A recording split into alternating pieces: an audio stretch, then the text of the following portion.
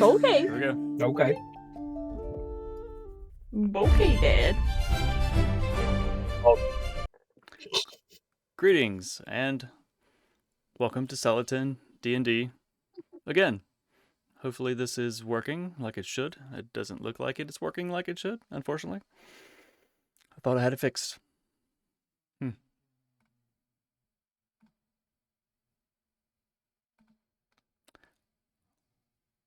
I'm John. I'll be your host and Dungeon Master for this wonderful Wednesday. Tonight we resume Chronicles of Nildorin, the Lost Tomes, with Session 77.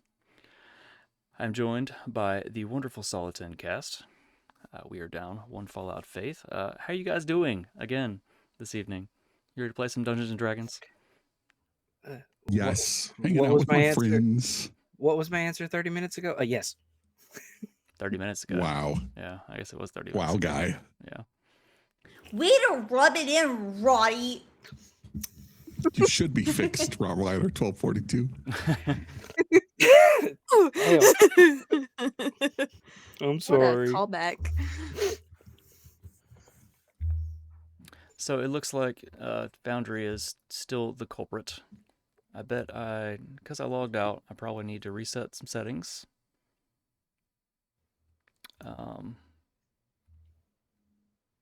Yep, because it reset all of my settings. And that may fix it again. Yep. Hi guys, it's Celadon D&D. Yeah, we're having While you're here waiting on us to get started, you should go check out the merch store. Celadon-D&D.com. Go check all the stuffs. Okay, let's let this Love load all in the peoples. and see if it's going to work. I cranked everything down. We have cozy blankets. I love blankets. I don't need one right now though. Nope, it is So actually, soft, it's though. catching y'all's audio again through Foundry. Through Foundry. Can I turn it off on my end? No, like how I'm capturing Foundry is capturing your audio. I tried to do it a different way. That's not going to work. So I think Foundry is not going to work for us. Let me try something else. If I close this, we should be good. Looks like our bot is not running either, so sorry if nothing works in regards to that. I don't know why it's not connected.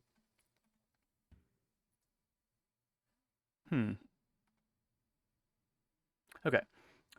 If you guys want to rabble, talk about some stuff, we can be heard, so that's good.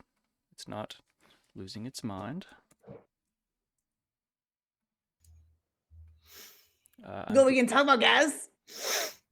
Oh, I run out of content. So, Oh? yeah. Go to Good the combo. website. Sign Go up to to the play with website? us.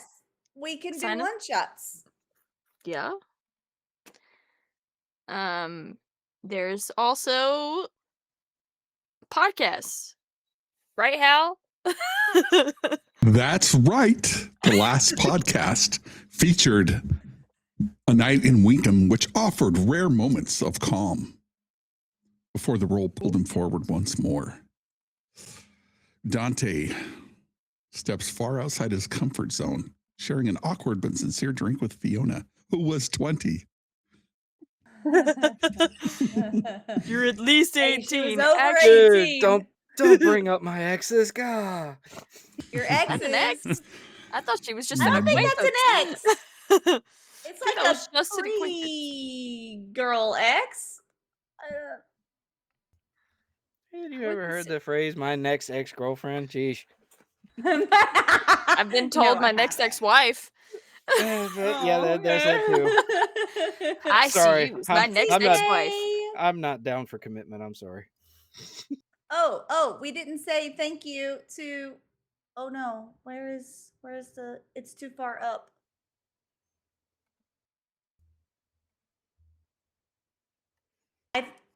I don't see it. Oh yes, Mac. Thank you for subscribing 12 months. TK subscribing with Prime. Y'all are awesome. Thank you, thank you. Had to refresh this screen, but that screen is still there, so I can see all of the text. Oh. I was gonna say something, I don't remember what it was. Oh, we could play a game.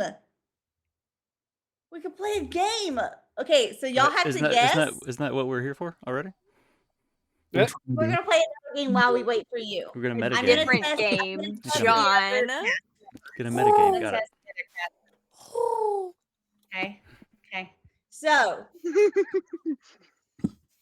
which one of my one-shot characters do I like the most? Do I need to remind you of all of my one-shot characters? Oh my god, you've got so many. Mhm. Cool. So, Here comes the list. hold on, let me open up my Google Docs real quick. Hold on.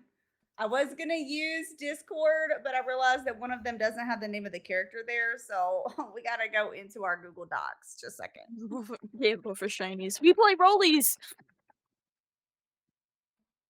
Okay, let's see.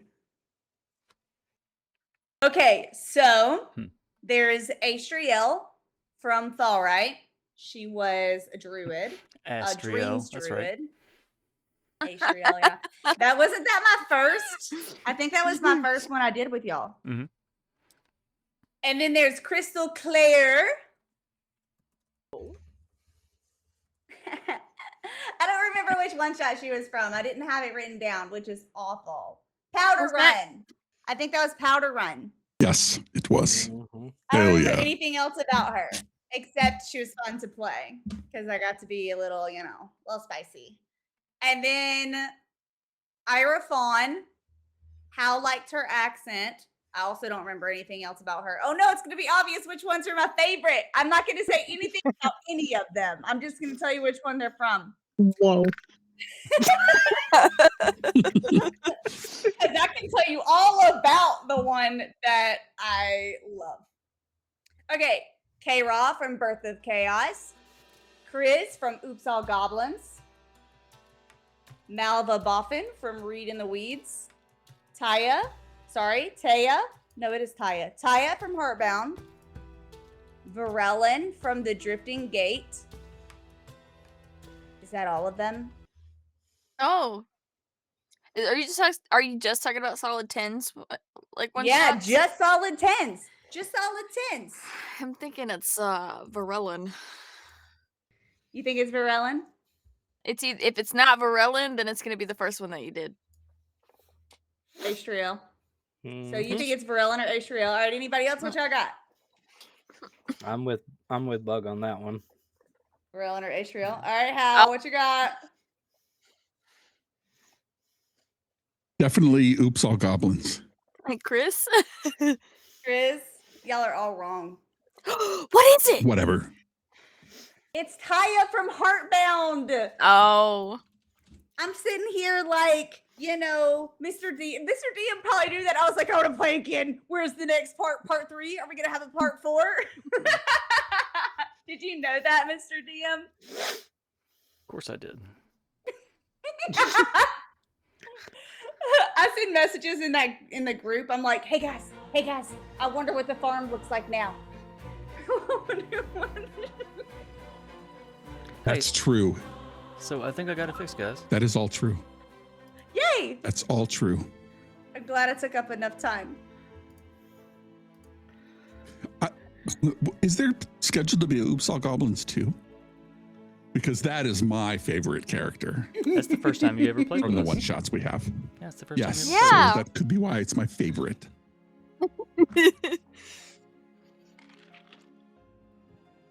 Halato. Snick snack. I do like Astriel, my first one. played. Astriel. The block snick snack. Astriel. So I think I figured it out, guys. I had to crank all of the settings way down in Foundry. I mean, we could play now. Yeah, and I think as soon as we get off of this video background in Foundry, that will help. Because I think it is eating a little bit of what we're trying to do. But I'm nom nom. Chat, nom, can nom, you nom, hear nom. the background music behind us and hear our voices nice and clear? Hear us nice TK clear? TK clear. Nice and TK clear. Regardless, let's, okay. Where was I? Let's see, I was on the third line of my notes to start this. Greetings and welcome. Yeah, back at the top. Greetings and welcome to Solid 10 D&D, where we fight technology. The internet. Yeah. The internet. You know, we need to write a That's one-shot. the truth. The BBEG is tech issues. Mm-hmm. No. No? We call it Technogeddon. Ooh. There's so many things. BBEG named Technogeddon. I'm there for it. Tech. And then his clone comes out. It's Technogeddon 1.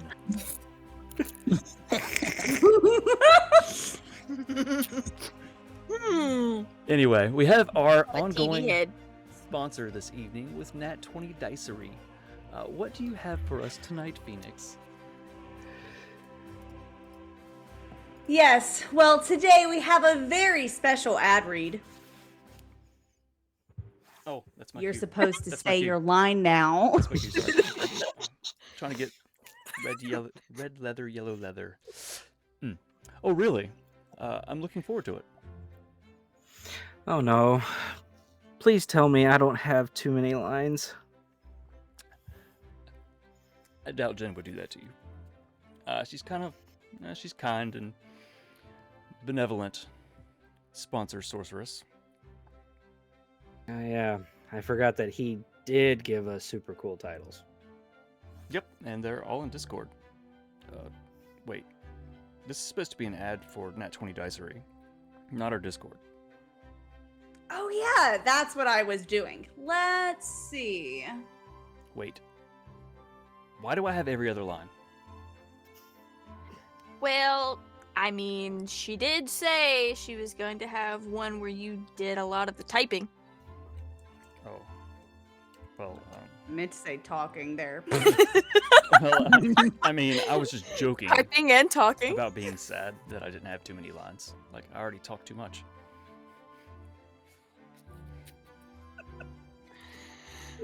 But something you might be sad about is not having enough dice. That is true, and Nat 20 Dicery has dice. They have some in stock, but there's other options as well. Don't know if John is too upset about not having enough dice. Harding got him a really special one for Christmas this year. Well, that was a custom dice, and you can never have enough dice. Hey, fancy that. Nat 20 Dicery has custom dice too. You can pick the style, the color, theme. Are we almost done with this ad read? Be sure to use the link in chat. That's probably my line, and I need to put the link in chat. No, but for real, is it over yet? If you use the link, you can get 10% off. I forgot our bot's dead. My lines don't even have anything to do with Nat 20 Dicer anymore. We appreciate you checking it out.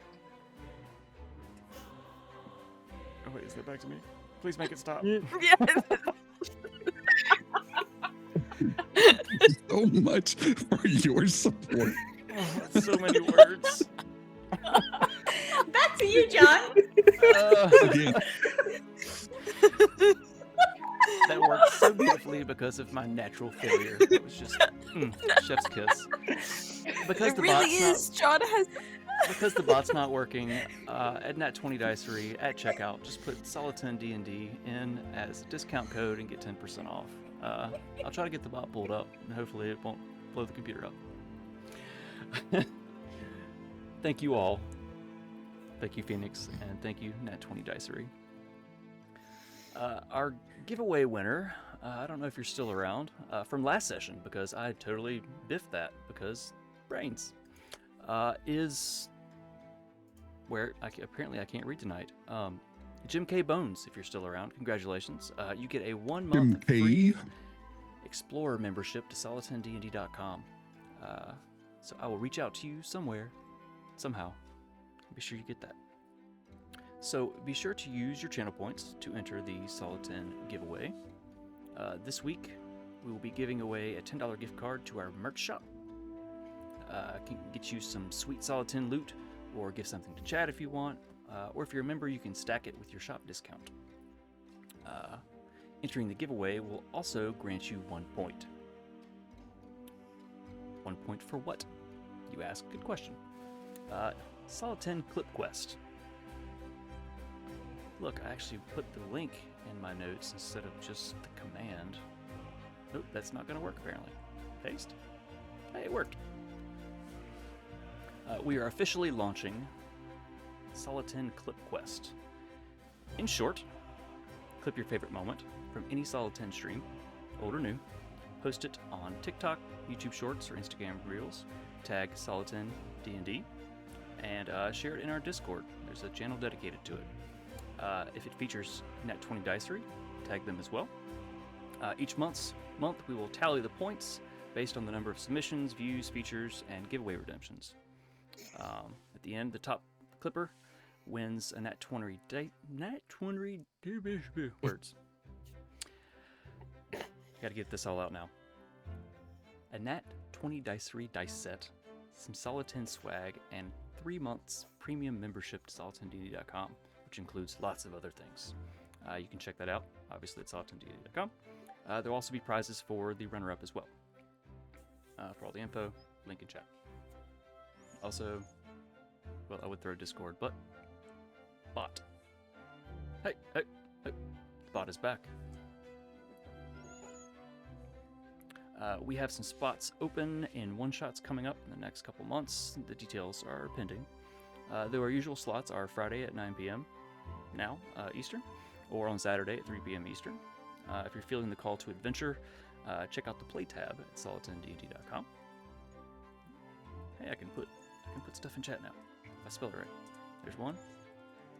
There's 2. All right. If you're already a member and want to play, there's no need to apply. Just let us know in the Discord and the upcoming games thread in the Solid 10 Spoke category.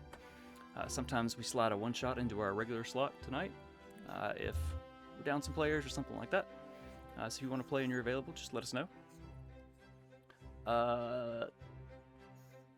Hal, how are things looking with the podcast? I know you talked about it earlier, but let's do it again. Yes.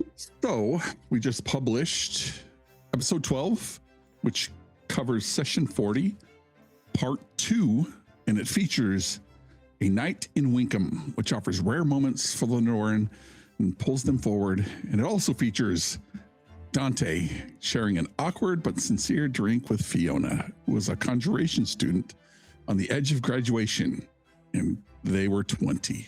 So what began as a cautious conversation slowly opened into a shared story of family, uncertainty, and the weight of expectations before the evening gently comes to an end, with Dante dropping her off and driving away. I should call her. Why you don't text me? How old is Dante? 35. Okay, thank you. I thought he was like 20, 27, 28. Is he in his 30s? Is he in his 30s? Wow. 35 and no game. Same age as Rottweiler 1242. Same age as me when I started with you. That's fair. How old Nim is? The same age I was when I started. By the time we finish this, you'll have aged 3 months, and it will have taken 3 years. That's my Seems mistake. only like yesterday. Same age as me. Yes. So what kind of cool stuff do we have in our shop, Bug? I was taking quite the look while I'm snuggled up in my gleaming blanket. You can also get yours at solid10dnd.com. While you're there, you can also look for other hoodies, jackets. We have some beanies because it is beanie season as well. And if you don't want another t-shirt, say you don't want another hoodie, you can also get stickers and mugs, and also books. We have tons of tomes that you can write in for your very own. I just don't know that a god would write back. If they do, let someone know maybe. Or don't. That's your choice. You can also get really cool items for your games at home because we have some of our very special magical items built by the very one and only Mr. DM. And then while you're also there, while we're live, you can click on some of these merch items and you can gift to chat. So you can give one of these wonderful, super snuggly gleaming jackets and blankets to a friend here in chat.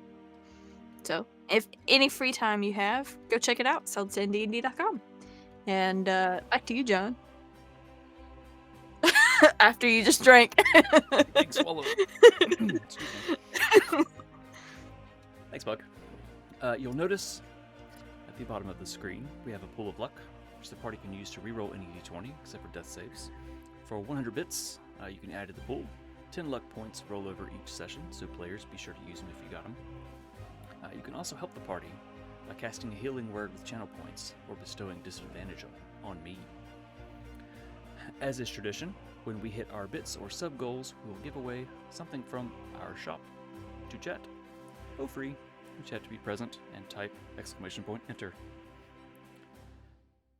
Having gone through all that we've gone through already this evening, not even played D&D, are you ready to play some Solid 10 D&D? Yes. Hell yeah. Hell yes. Let's go. Roll theme.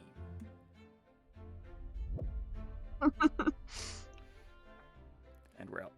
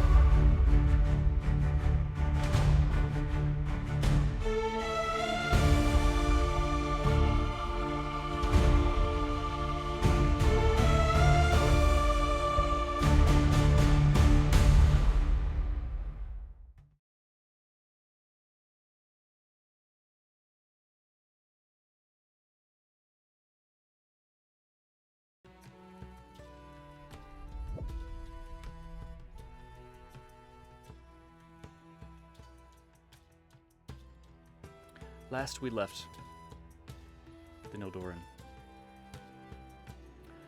Harding and Celine turned to Nord's Helm on foot. A doe slung over Harding's shoulder for dinner. The walk back, giving space for a quieter kind of conversation. They spoke about meditation, about the strain of constant threats on the road, and about the voice Harding has been hearing from the Ignis Tome. Celine offered patience, caution, and the promise of secrecy. Later, behind the home, Celine took time to study a tree, committing it to memory before heading back into town to invite the others to dinner. At the Salty Fish Tavern, an inn, the early evening took a different shape. Einar shared stories and music before gifting the Kiltar chakram to Hal. Dante, worn down by the cold, stayed behind to chat with Primus in the Gilded Tome as the rest of you made your way to the household. There, dinner was loud and full, kind of meal that requires a very large table. The Gleeman and Murd, Harding's mom, drank deep and traded barbs like old sparring partners, laughter cutting through whatever bitterness still lingered from him unintentionally spiriting Harding away a decade ago.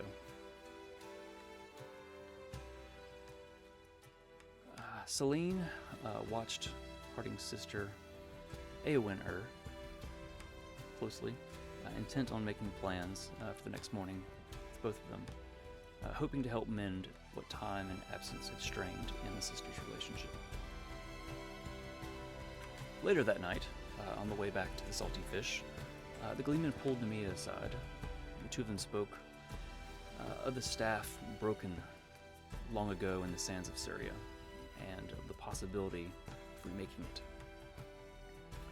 The rest of the evening dissolved into much-needed music, drink, and revelry, while Harding and Eowyn started reconnecting over the dirty dishes. Morning came, and with it, work of a different kind. Nemea and the Gleeman secured a room and began the long task of remaking that which was broken, pouring magic, focus, and exhaustion into the effort. The animatic's dagger was sacrificed in the process, its purpose spent, as the Cordex's staff took shape for the next day and a half. Sleep was ignored. Fatigue set in deep. Elsewhere, Celine and Harding and Eowyn were at the beach. Water bent and colored beneath Celine's spells as she shaped the tide and scryed once more on Hal's long-lost love, Caroline. Celine finally found a tree near her, scryed on it repeatedly, learning its shape. Through all this, Dante rested, working his way through sickness brought on by the cold. With no goals currently pressing you forward, no threat demanding your attention, time itself seems to blur forward. You've actually found yourselves in a strange sort of peace. Nord's Helm hasn't exploded. No one's turned into a demon, and nobody's died. Which is, if we're honest, a rare luxury for you all. You've eaten proper meals, and you've slept well. 2 more days have passed, easily, since these events. Nemea and the Gleeman have spent most of that time recovering from the long enchanting process. Harding is kept busy chopping wood, staying close to family. Murd's lingering anger easing a little more with each passing day. Celine has spent her midnights beneath the moon, strengthening her bond with the verdant tome, opening the book each morning to learn of new creatures. Dante has finally shaken his cold, though his dislike of the chill remains firmly intact. Hal naturally has filled the tavern with music, various instruments in hand, and his roguish grin ready, earning a clean 100 gold and enough applause to keep the barflies tapping your feet. So if you'd like to add 100 gold to your inventory, Hal. And Celine, before we continue, I need you to roll a D100 twice. Okay. I need to pull that up. And everything explodes. Good night, everybody. Yeah. We made it through the recap. Such a great session, guys! Yes. It was a 10 and a 61. Write that down. Hey, solid 10. Nice. I should 10? have said I'm writing it down cool. too, so. I'll mark it off of this list once I find it. Updated date. Man, There we 10 go. should be the best one. I'm kidding. It should be, but you know what? I didn't think about that. So, on the first day, as you open the verdant tome, text and images begin to scroll across the pages of its own accord.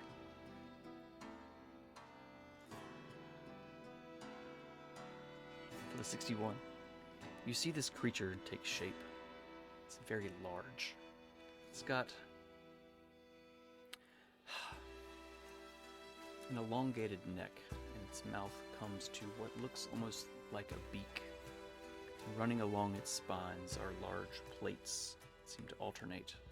At the tip of its long tail are barbs. And reading through the words, you see a stegosaurus. It's a dinosaur. Noise. Dinosaur. Rawr. Rawr. The next morning, when you open it, you see something you're already pretty familiar with. A tiny creature, fluffy with a fleshy tail. It's a rat.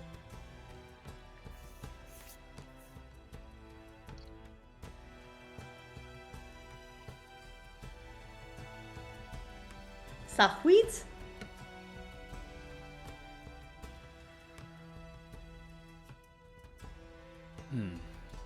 So, you have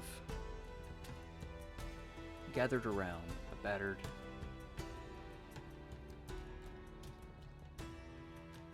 tavern table in the slow afternoon.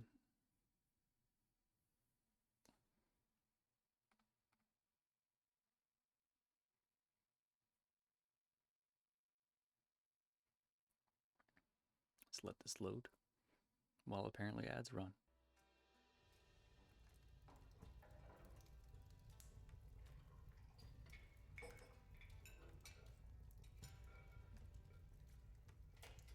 Just gonna leave it like this for now. No, I'll flip it so everyone else can see. Don't break everything.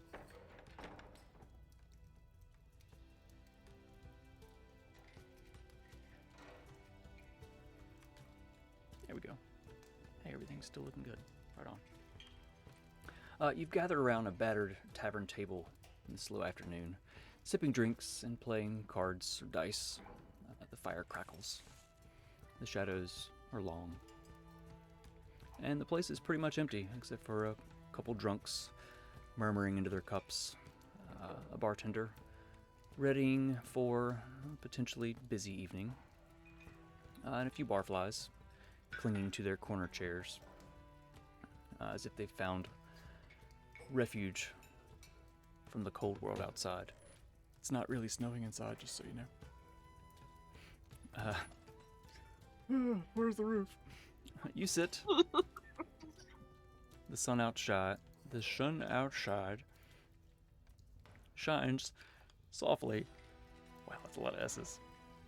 Wow. The sun Who wrote that? outside shines softly as snow falls lazily. Wow. The tavern is quiet. As afternoon slowly bleeds into evening. Very few people filter in. As it's the middle of the week.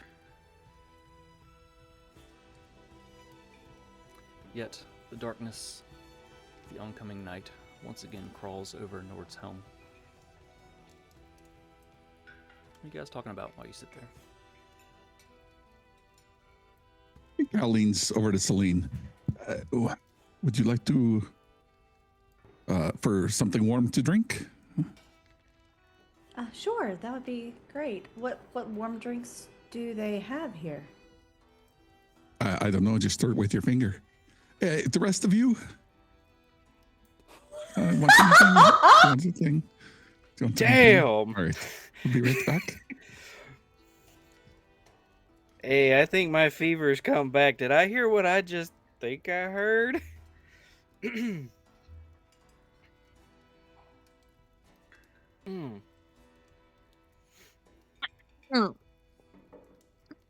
Sorry, the player has to stop laughing first.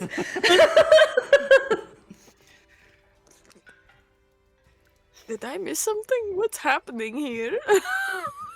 I was asking you the same thing. I have missed something terribly here. That was good, Hal. Good job. Anyways, Gleeman, you got the 7 of spades.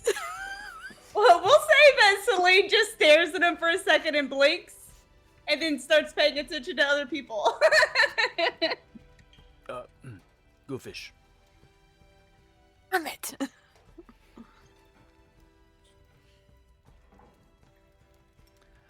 Hal, as you approach the bar, the bartender, well acquainted with you at this point.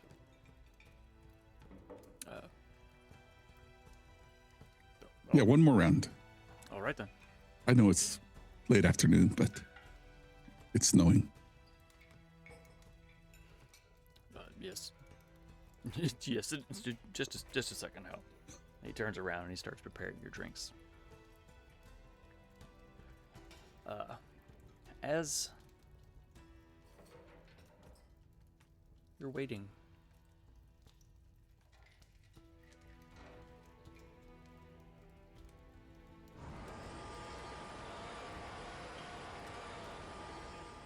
a screaming howl fills the night, echoing through the valley around you. It sounds much too close.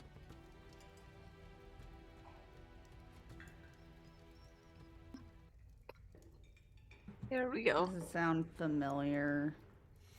Silence Do I know what it is? creeps over the tavern. And a moment passes.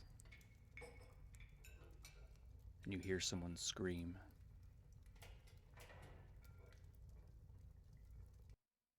What do you do? It sounds very familiar. We've run outside. This is the morning? This is Afternoon. the afternoon has crawled into evening. It is now dusk. Twilight. I need to think about what spells I would have used and Na- mark them off real quick. Nem, are we about to do what I think we're about to do? Looks like we don't have a choice. Oh shit, here we go again. Harding stands and that's not the right button.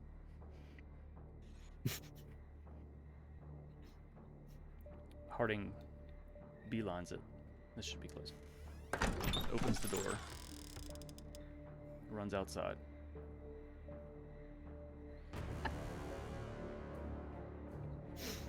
Well, Well, we definitely follow. I'm having some trouble. Hold on, I can do this. I think I didn't do a thing.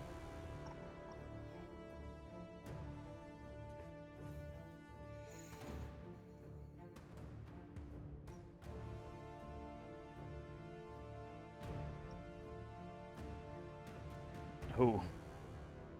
There it is. What? I think we're Goodness. gonna. I think I'm just gonna say that I used 1 5th level spell because sometimes I've been scrying in the day and at night, so I'm just gonna say I used 1 5th level Okay. earlier because I probably would have to try to view what's her name.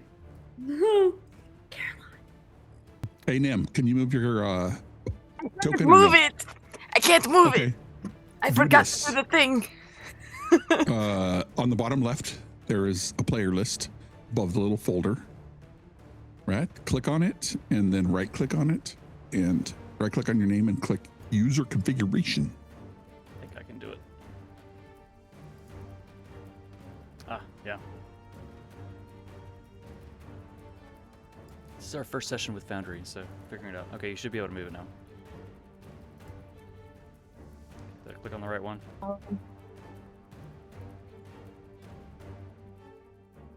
Okay. Nope, I click on think it. the Right click. user needs to do it. User configuration. There we go. I clicked the wrong thing.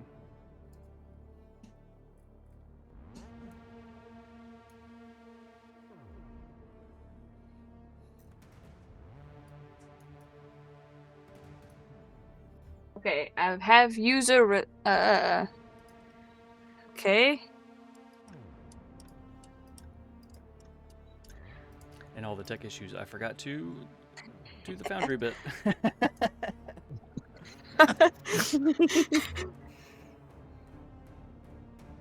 Do I need to do the Beyond 20 thing? Real quick? No. Okay. Nope. I forgot about that too. So when you clicked on did your name pop up?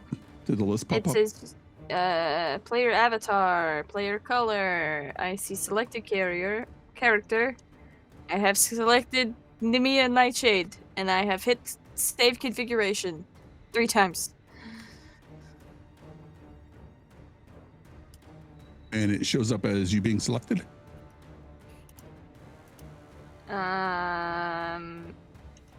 It Might have timed Does- out if you were in country. Hit refresh. okay. Sorry, guys. You're good. Hi, Dad. You're good. No, that's how we're rolling tonight. Everything's gonna explode. That's it. That's a big monster. Especially that monster.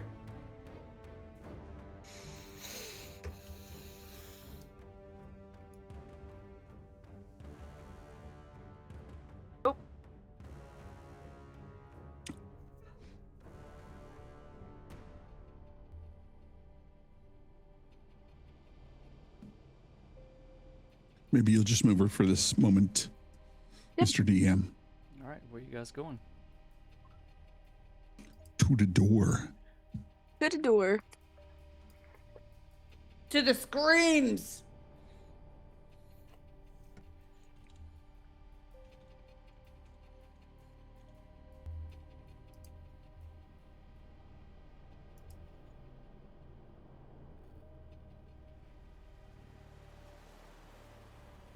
All right, you run out the door. You look around, the waves crashing.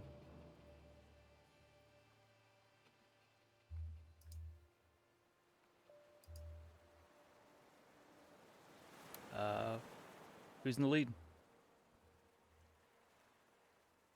that Dante? Probably Harding. Harding. Let's not go with Harding, since she is absent. I'm just going to. I did I'll- say that I'll I be was first. gonna leave. I want to be second. As you run outside, you look around. You see the rocky beach and the waves lapping, and you look to your right, up the way, kind of up the hill, and you see the monster that accosted you in the mountains. Oh, what? It It's the goblin turned monster. has jumped on. Looks like a just regular citizen and is tearing them to pieces. It's the person you heard scream. And as this happens, you see guards were walking around, rushing towards this monster.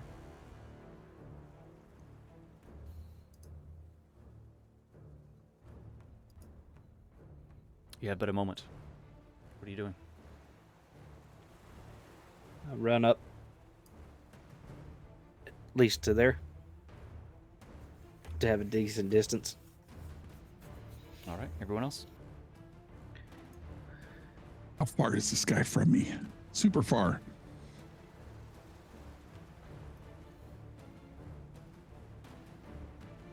Oh wow, that is tiny. I can't read that. Ugh. Right? I'm thinking the same gonna thing. run up next to Dante. Okay, I'm close enough now. You make your text bigger in settings. I'll do that next time. I'm not gonna screw with it this time.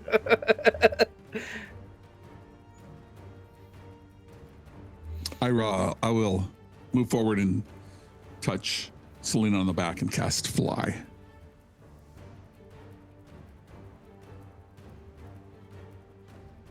Turn the snow off. Is my fly speed my walk speed? The fly is 60 feet. Ooh. All right, as you begin Thank you. casting spells, and Dante and Nemia have run up into the edge of the light, the creature lifts its head, its face covered in blood. As you see the person on the ground gasp. I'm going to cast Spare the Dying on them. Yeah, still alive. They are. They were about to die, but you stabilized them at the last second. I'm gonna need everyone to roll initiative. Out here. Been too quiet for too long. Let's see. Add to combat. Not that it matters. But I got an extra 20. For a total of Oh, bug. The opposites we are. 22. To roll a natural one. 22. how I do need to I figure out my configuration here. initiative value? 22. Got it. Ow! Al also got a 22. Oh.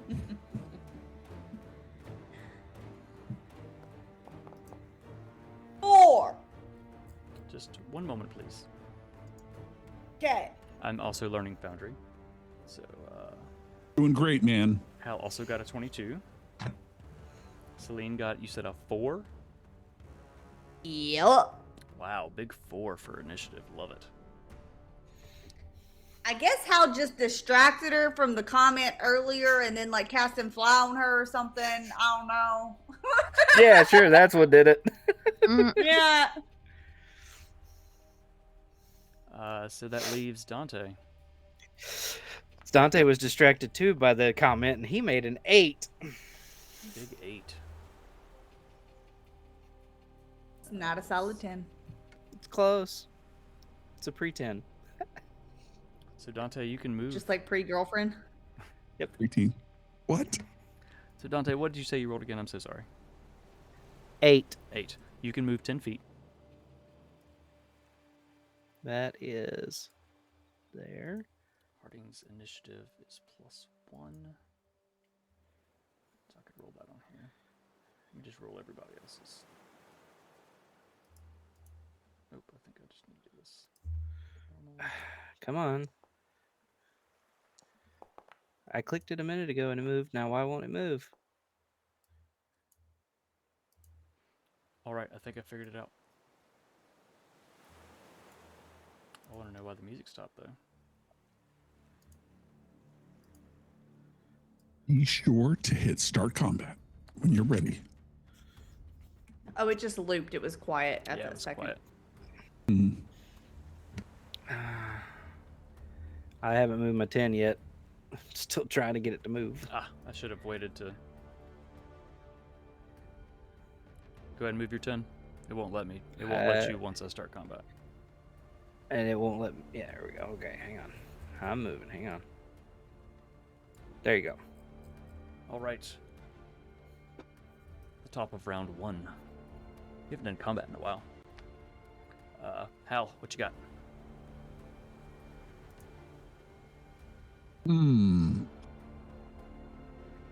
What cast fly on Celine? Moving. Why does that keep moving? Go How far is this guy? I think I'm going to just double dash. So that's 60 feet.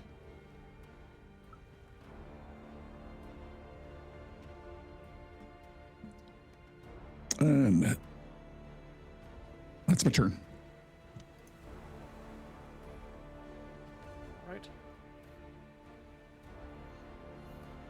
Brings us to... Back. Brings us to Nim. What you got? I am going to... I hope this works. To get him away from the harmed person, I would like to cast Tendril of the Void. Okay. I'm trying to figure out my max. So I can... Okay. So, do you see my measurement? I do. Okay. So at that point, 30 feet in front of me is where the tendril's going to be. And it can lash out. It can lash out, and then the creature has to make a dexterity saving throw. Okay,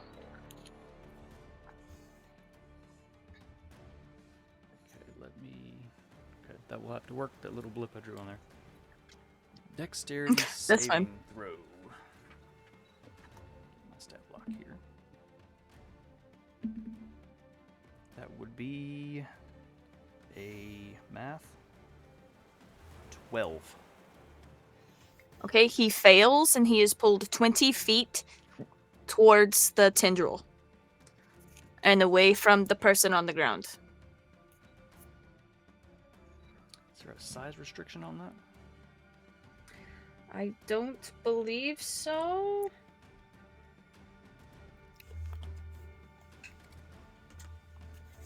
Alright, 20 feet. Actually, my mouse is going to not want to work now. So I'm going to say it's about... Let me measure. I didn't put a grid on this because we can measure. Ruler. Hey, that was 20 feet. Say about right there. Click, click. I'm clicking. Clicking. There we go. Why are you not working, mouse?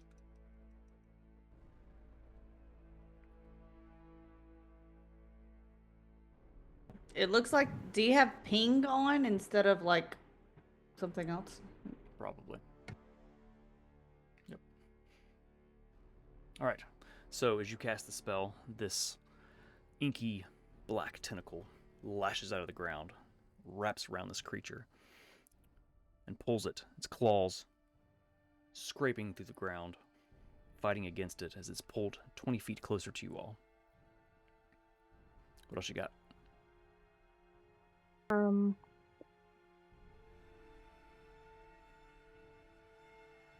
I'm going to expend a 2 quicken spells. 2 for a quicken spell. And I'm going to cast I'm going to cast Ray of Frost. Is that a cone? That's not a cone, is it? Yeah, it's just a blue beam for up to 60 feet. Blue beam up to 60 feet. How wide is it?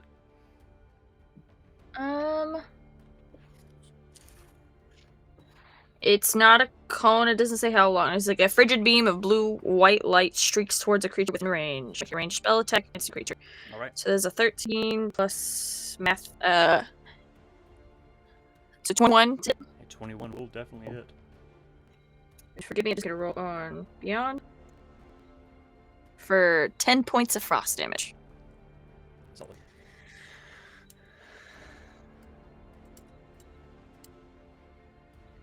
That all you got? That's all I got. It's action bonus action. Brings us to Harding, who is going to... What is Harding going to do? I'll do what she's going to do. She's going to run forward.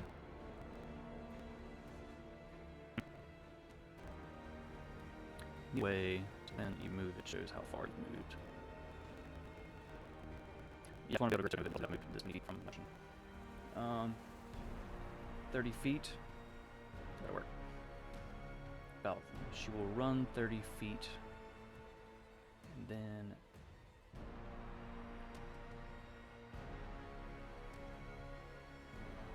Oh, jeez. I had it in my brain and I lost it. Noted. Got something for you, but not at the moment.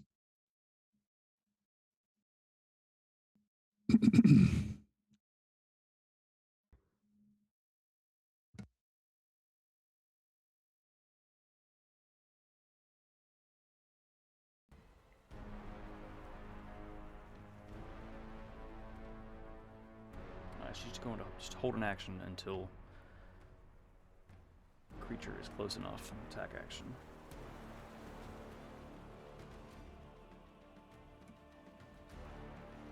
Alright, that brings us to the guard. It's going to move. Come on, mouse. 30 feet here. That's all they can do this round. Next up is the creature.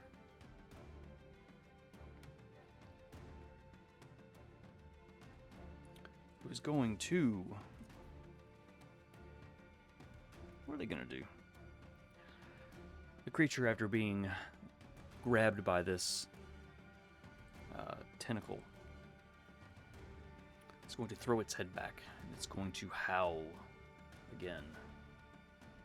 It's screaming, stalling. Click the button. As it does, I need everyone to roll a Constitution saving throw that is within 60 feet, which would probably be everyone but Celine and the Gleeman. Yeah.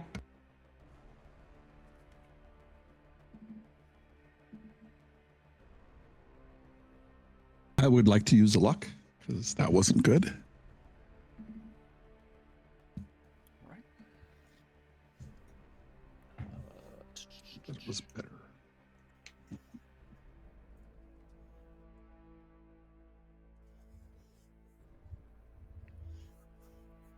Y'all should have a heroic inspiration, by the way, from me.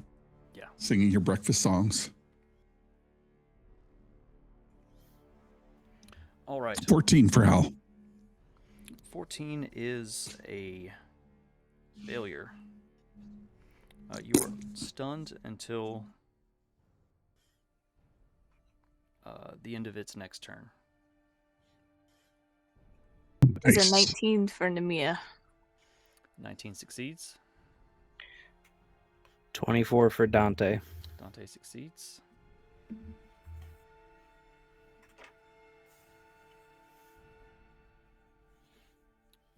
Harding succeeds. Surprisingly, 2 of the guards succeed, but this one does not. Can I mark? How do I mark them? Right click on them and go to the top right little button, assign status effect, and scroll to stunned. It's so small. Gotta zoom in more. Status effect. Oh boy, which one means stunned? It's alphabetical order. Toilet paper. That's what they are. They're toilet paper. Oh, stable. Prone. It's the one that looks like on my token, that little Oh, I see now. circle of stars. Nice. Okay, cool. Click on. There we go. Oh, unclick. There we go. I promise I'll figure this out, guys, and this will run a whole lot better. You're good. I'm super You got this, I'm but super excited about using Foundry. as Hal is stunned, the magic of fly recedes from Celine. Hopefully she didn't take off. I hadn't yet. She's like taking the step. Like, da-da-da, da-da-da, Just and kidding. Near. My fairy dust went away. Yeah. I do believe in fairies. Okay, so everyone else. Wait, I didn't roll for that guard. Also stunned. Yeah, I got this. Right on. So, everybody else is good? That is the creature's turn. Also, if you succeeded, you are immune for 24 hours. Brings us to Tom. The Gleeman, who is in the back, is going to move. Slow pan. He's going to move forward. He's going to slip behind you, Celine. Excuse me. Try to get a good vantage point about right there. Let's see. I have a button for this. Button. Who's got the button? So we can see what's going on. John Dirty Roller said that you're soft and Hal's loud. Just saying. Huh. Oh, my lovely computer has turned me... Oh, that's not the right button. Input volume. Let's turn me down because I talk too loud sometimes. There we go. Oh, that's way too loud. Oh, there you go. Yeah, way too Yeah. loud. I mean, no, it was on the game. We are rocking some Foundry. It's our my first time using it as a DM, so growing pains. Super fun. Let me know if it gets quiet again. I don't know why my computer randomly decides to turn me down. It's like, you're being too loud, and it turns me down, so. All right, Tom is going to rush forward. Hey, thanks for the follow. And he is going to... What's he going to do?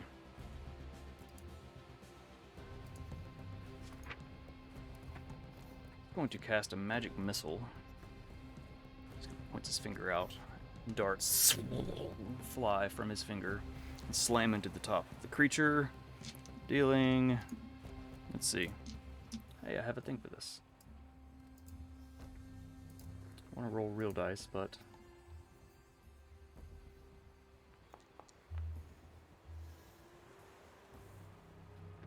6 points of force damage.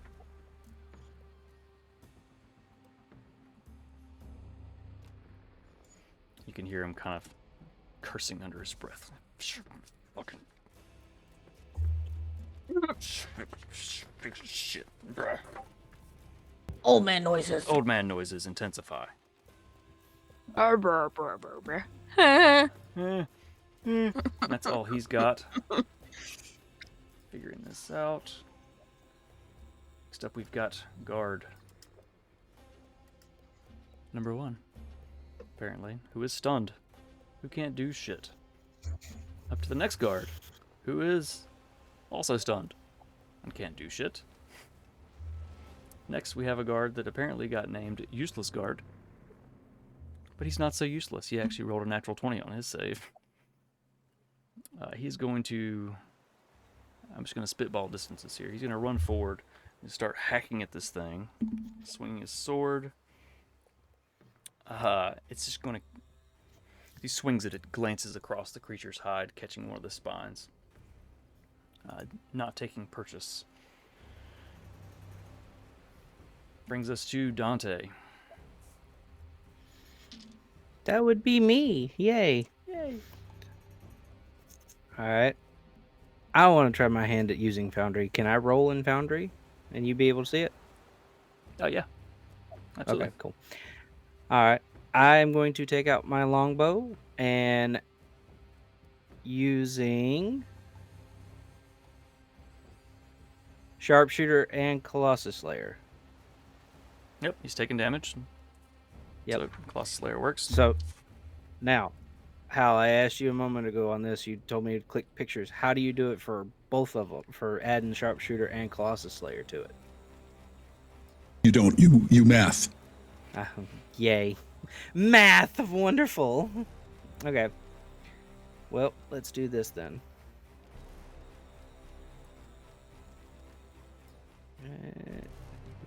So first, let's roll to hit. You can do it in D&D Beyond. That's fine if you like.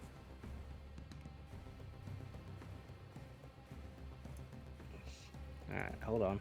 Unless you trying. really want to do it in Foundry and see the dice roll on the screen. I would like to, yes. If we're going to use it, we're going to use it. I still want to use physical dice. Like, at some point, I'm going to cast a crazy spell that's going to require all the physical dice, and you're going to wait on me because I want to find as many dice as I need so I can hear that clackety-clack. You guys can... So that is an 18 minus 5. Correct? Sharpshooter? Yes. So a 13, you quickly pull an arrow back, take aim, you release it. It skids across its hard hide, the arrow spiraling off into the night.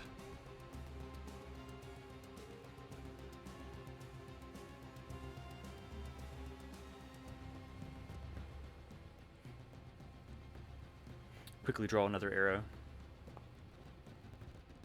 Did you shoot that, Tom? I think when you say use both eyes, that means you're not using sharpshooter. So you draw I back, did not. release. It buries itself directly inside of its jaw, and it Yeah. screams again. Colossus Slayer still applies. So go ahead and roll damage.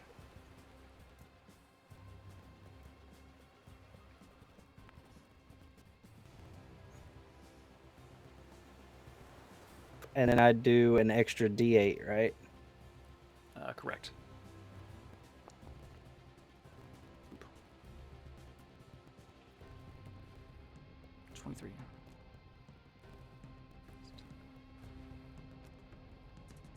Sorry, I typed the wrong thing earlier, so I fixed that. Minus 23. How's that? Did that work? It worked. Nice. That is your action. You got a bonus action? You want to move anymore?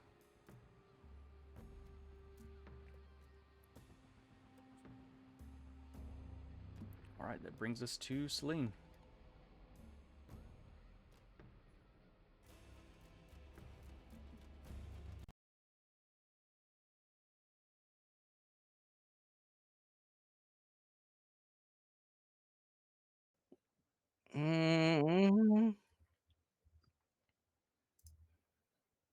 No, I think I'm good right where I'm at.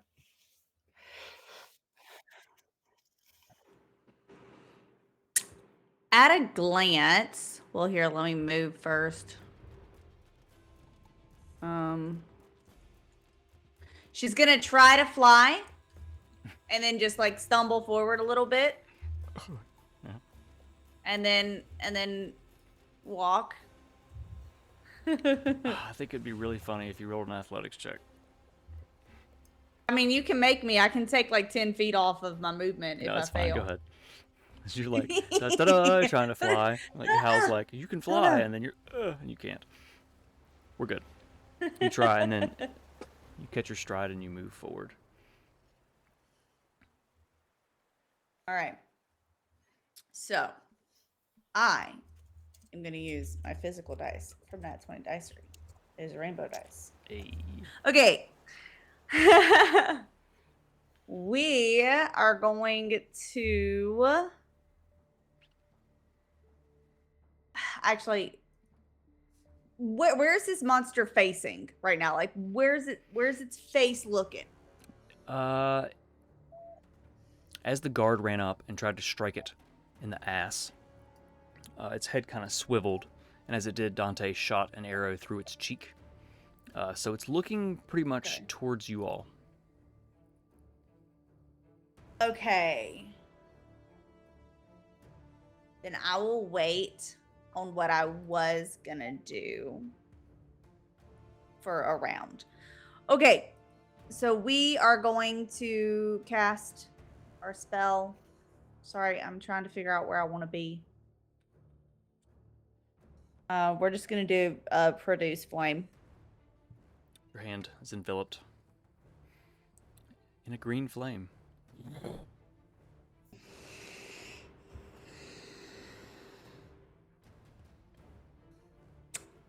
I'm gonna use Hal's inspiration that he gave us this morning. Go for it. And I'm gonna try this physical dice again. You got this. Natural 20! Fuck yeah. No! Get some.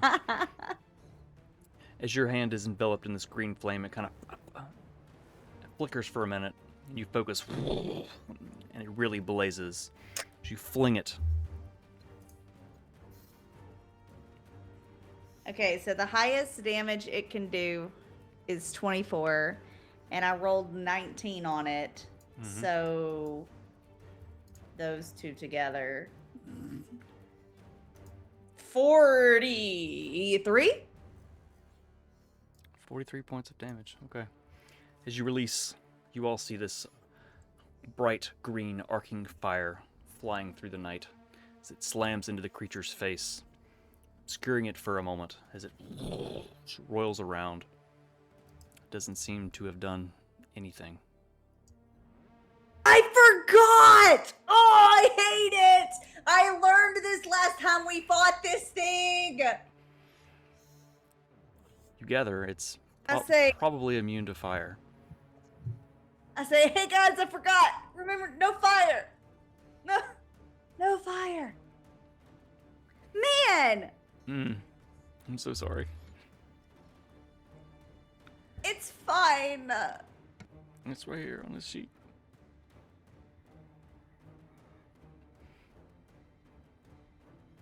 If you got anything else. That's all of my turn. So sorry. That brings us to the top of round 2. Hal, this green light has just flied past you, crashing into its face, seemingly to no effect. I stand there stunned.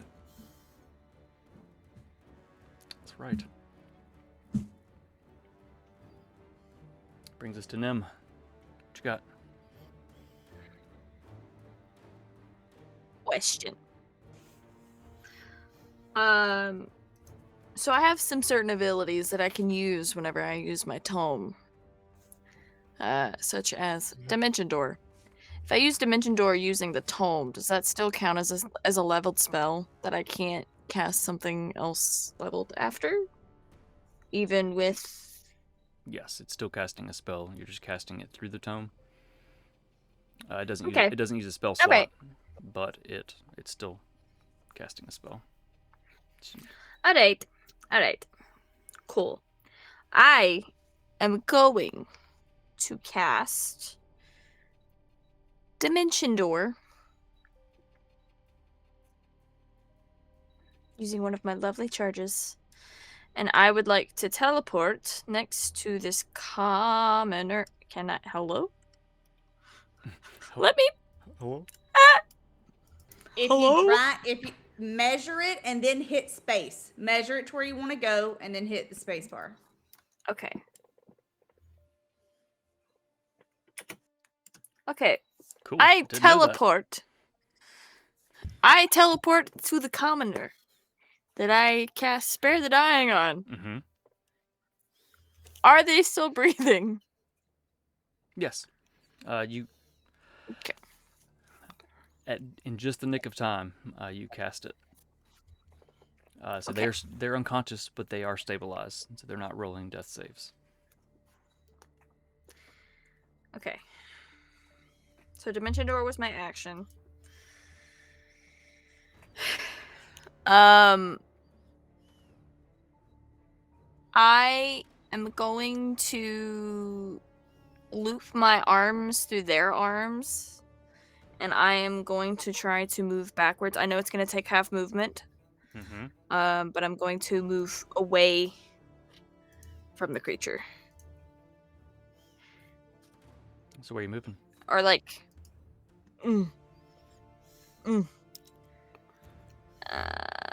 so I have...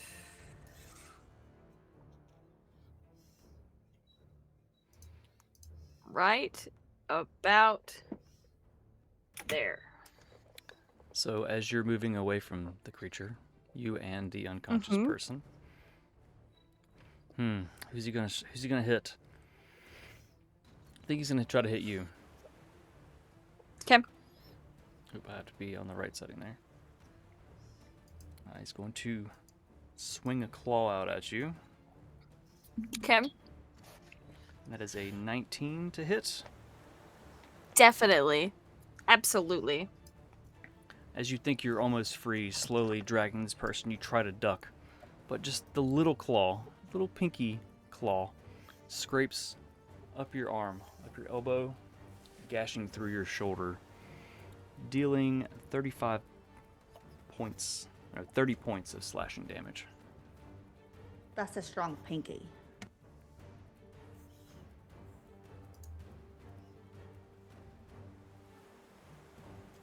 Hey!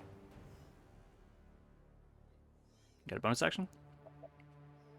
I mean, I do, but I don't want to use it. All right. I mean, that tentacle's just gonna, like, wrap around him and, like, caress his cheek because it can't pull it towards it anymore.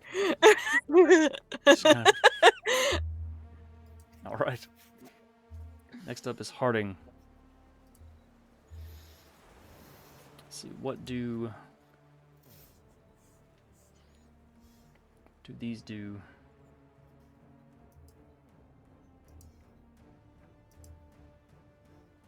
Right on. Harding's going to begin running forward. As she does, she takes off into the air. She is flying about 10 feet off the ground. Does she have any ranged spells? Probably not.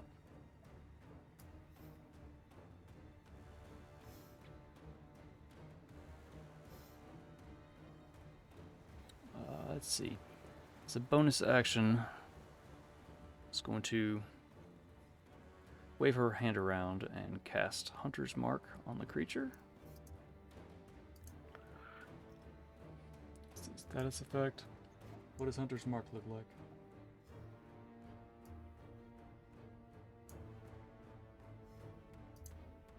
Probably just marked.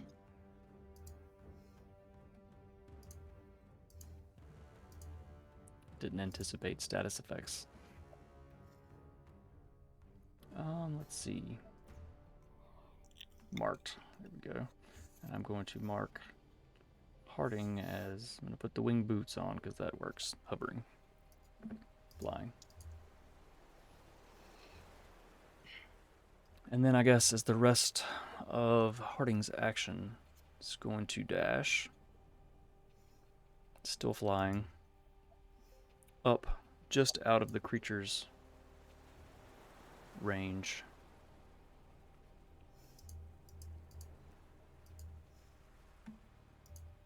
That brings us to the guard. It's going to run forward, slice at this creature. Oh, you fucking monster, die! And that is an 18, which actually just hits. So let's cheat, roll some dice. Dealing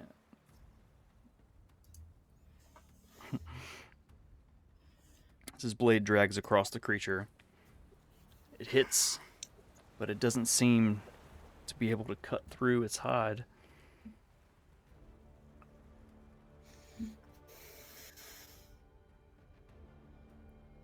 He's just looking dumbfounded. Next is the creature's turn. The Iscarimut, who is going to look up at Harding.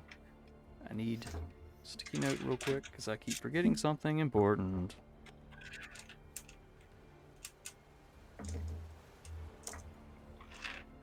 Sorry, I need to put something on the screen to remind myself.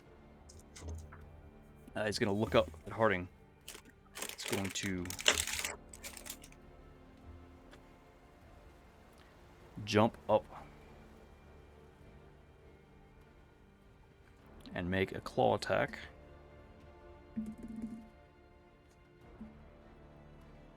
That is a lot. 32 to hit. Well, Just barely misses. Yeah, just barely misses. All right. I don't have that turned on, so I have to do it here. So this slashing claw, you see it tear through Harding. Blood dripping to the ground. Deals 30 points of slashing damage. And the creature falls to the ground, and I'm going to say that Harding probably does too. It's not holding her. No, she manages to stay in the air. So the creature falls to the ground below her. There. Alright, this brings us to Tom.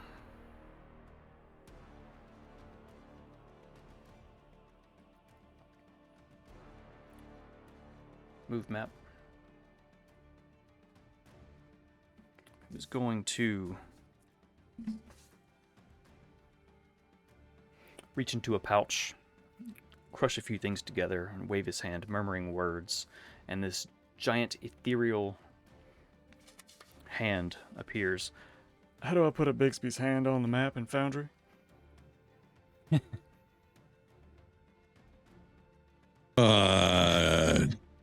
You can create a new actor and give it a hand picture. I didn't anticipate. Okay. Or create a tile of a hand and drop it on there.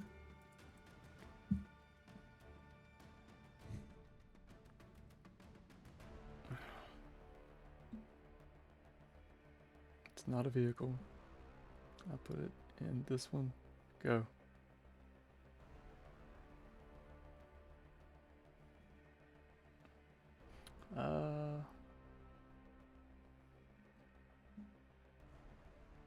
Bigsby's hand.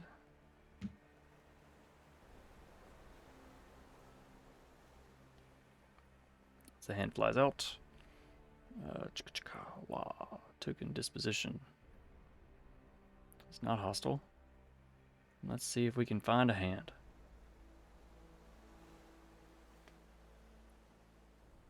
Is my computer working? Hello? There we go. Mm-hmm. Alright, I have an idea here. So sorry, guys. Let's see.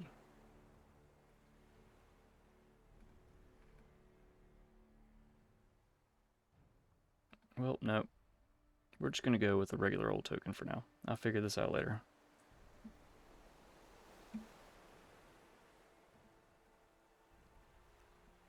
Is that visible? You see it? Alright. C casts. It's an action. Bixby's hand. It should be bigger. It's a bonus action. On subsequent turns, you can choose one of the following effects. So on his first turn, all he can do is cast it, yeah? Is that how that works?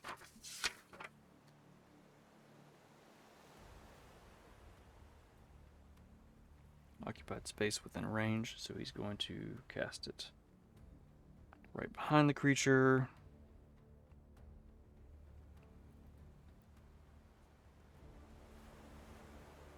The hand appears, and as a bonus action, you can do one of the following. So it's going to reach out and try to grab the creature by its ass.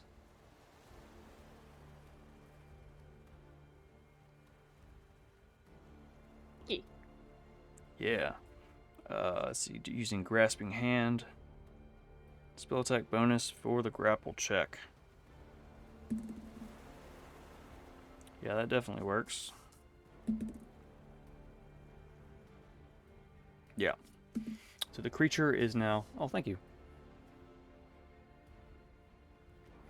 The creature is now grappled. While grappled, the target takes 2d6 plus your spellcasting ability modifier bludgeoning damage at the start of each of his turns. Right on. I have to remember that. Alright. And he is going to move up to here. Brings us to the guard, who is no longer stunned.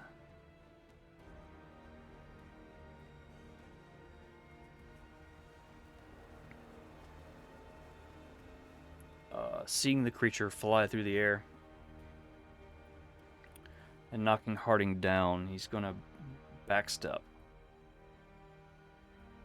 Take the dodge action. This other guard, where are you? It's also no longer stunned. Wow, this is a lot, guys. Sorry. There's a lot. It's a big fight. I mean, it's been a while since we had combat, so we're good. He's going to draw a crossbow and fire, and that's a natural 1. Crossbow, boing! The bolt sticks directly in the ground at his feet. Gotta love that.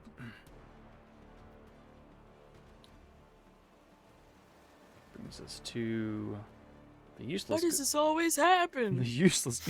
Like, damn it! And he's like trying to. Monstrous. Son of a bitch! The useless guard, as he is named, is going to run forward, drawing a sword, slicing across the creature's back. It's gonna glance off, doing nothing. That brings us to Dante. Cool.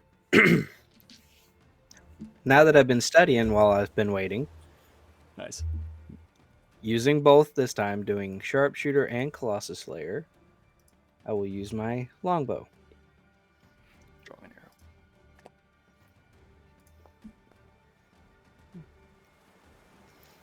So that's 26 minus 5 would be 21.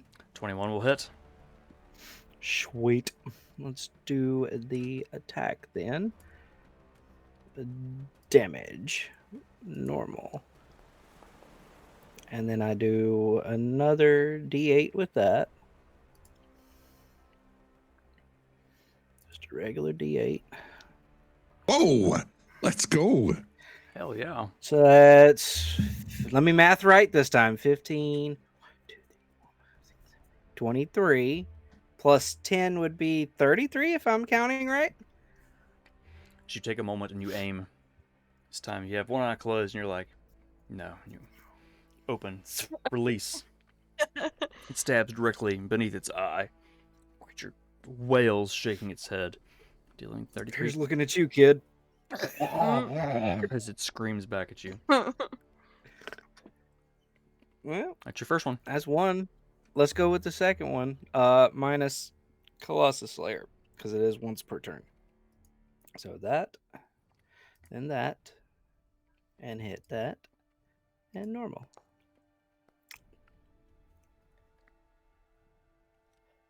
So it's 25 minus 5 is 20. 20 will hit. Sweet. Let's do that again. And damage and normal.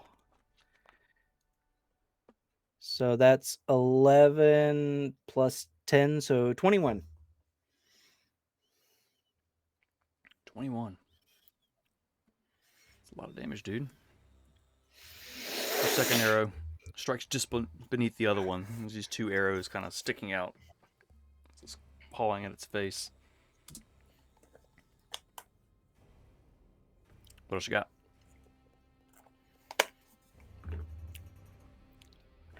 So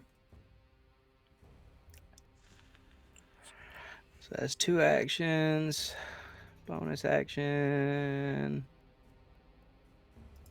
I think that's all I got for now. That'll be my turn. Duh. All right, Celine. That's to you. Can I tell how hurt this thing looks?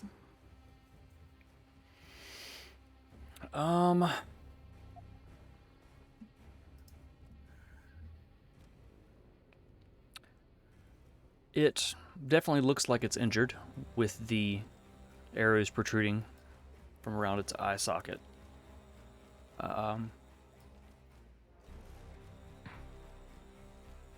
It's... Yes, sir? If you hover over the creature in boundary, it will give you its injured disposition. And right now it says injured in yellowish green. That's what I did. I hovered over it. It's definitely injured. It's hurt. You can see it's got some arrows stuck in its face. But beyond that, it doesn't look... It's still looking like it's ready to tear something apart. Okay. I'm gonna move there. I took 5 feet off my movement because I would have had to go around that rock, and I can't figure out how to make it clip into 2 different things. I'll figure it out eventually. Okay.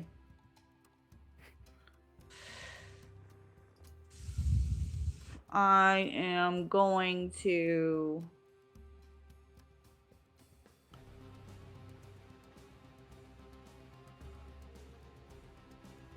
Yup. As you're moving, before you take your turn, creature's going to use a legendary action. It's on the sticky note that I stuck in the middle of my screen because I keep forgetting about it. I'm notorious for forgetting legendary actions.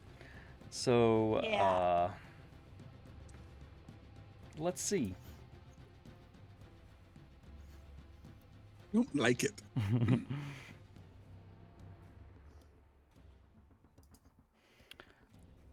The creature can, let's see. Ooh.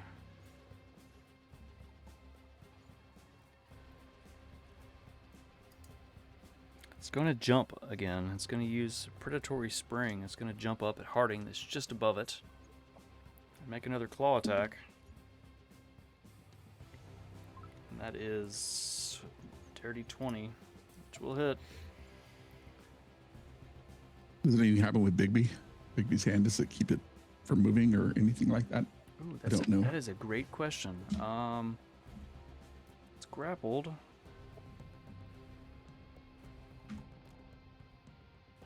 I'm guessing it tries to jump and it can't. Good catch. But even still, Harding, how high did I say she was? 20 feet? This reach is only 10. He's going to swing wildly, missing. Good call. Celine, that's to you. You right click on Harding's token. I thought And Harding the top fell left down. is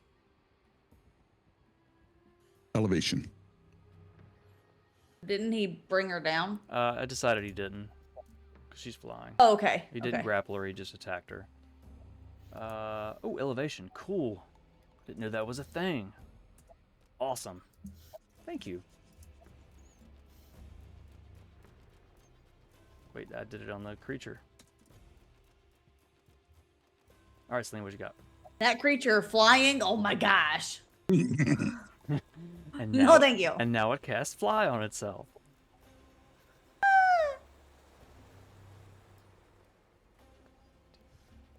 Okay, I'm keeping track of health there. Got it. Seeing it try to jump in the hand, holding it by the ass. Tom chuckles a little bit. Celine, what you doing? I am going to cast mirror image before I go in. So, yeah, Okay. that's my turn. Okay. Give me a second so I can put tokens. I want 4 of me. So it's four of them? Just around you? Well, it's 3 duplicates, but there's me. Gotcha. Okay. You So know. they appear around you. They're the ones without the ring. Yeah. It's actually pretty easy. Huzzah! Learning Foundry. Loving it. Huzzah! The end of your Huzzah at to the the end of your top. turn, because I keep forgetting this. The creature is going to. You see it kind of draw into itself a little bit, and a pulse releases from it, and it's going to go for Harding again. Now Harding needs to make a con save, which she's good at. Not good enough. That's a 7. Harding, you see her grab her head. You kind of see her hand go down to her pocket, where you know that she keeps her tome.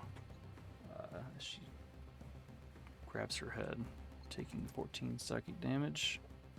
Negative. Hey, I'm figuring this out. Wait, is that the right one? What's the right one? Awesome. That brings us to the top of round 3.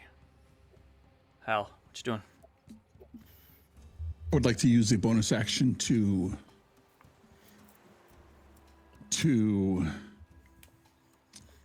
use unsettling words on this creature.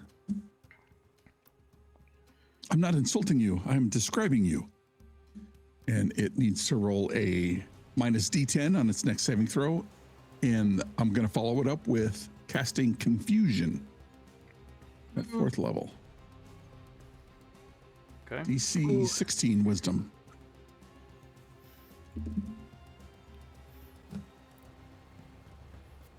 It's going to use legendary resistance.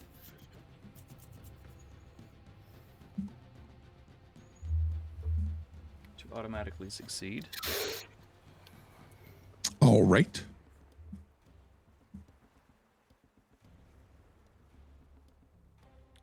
Still get the -10 on the next save, correct?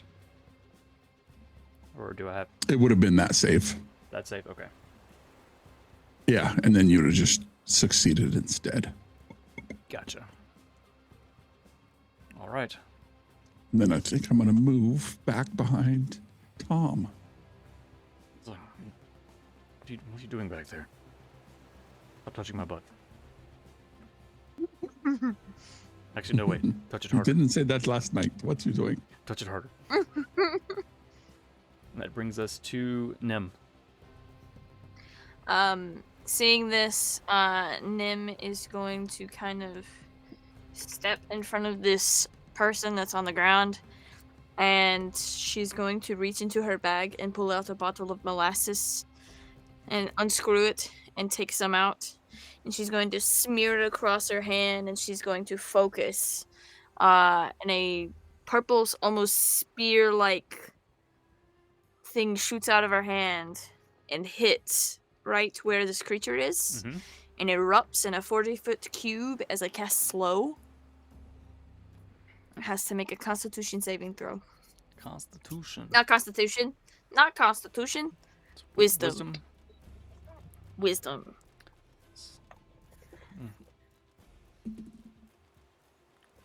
With the natural 20. I would like to use a reaction to cast Silvery Barbs. Silvery barbs.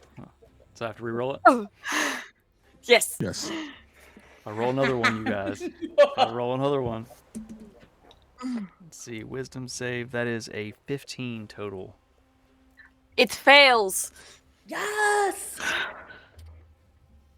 Do you knock it? Do you do the thing? Or does he take it? I'm sorry, what? Do you use Before another I- legendary resistance? No. As you cast the spell, Okay. it seems to take hold. What happens? The affected target's speed is halved. It takes a -2 penalty to AC and dexterity saving throws. It can't use reactions. On its turns, it can use either an action or a bonus action, not both. Regardless of the creature's abilities or magic items, it can't make more than one melee or ranged attack during its turn. Okay, that was a lot. So -2 to AC. Yep. Speed is halved. Speed is halved. It's Okay. also a -2 to your dexterity saving throws. -2. All right. It can't use reactions. That also affects legendary reactions that are reactions. Does that make sense? So pretty much, So it's- according to this, there's just no opportunity attacks. Because that's a reaction. Okay.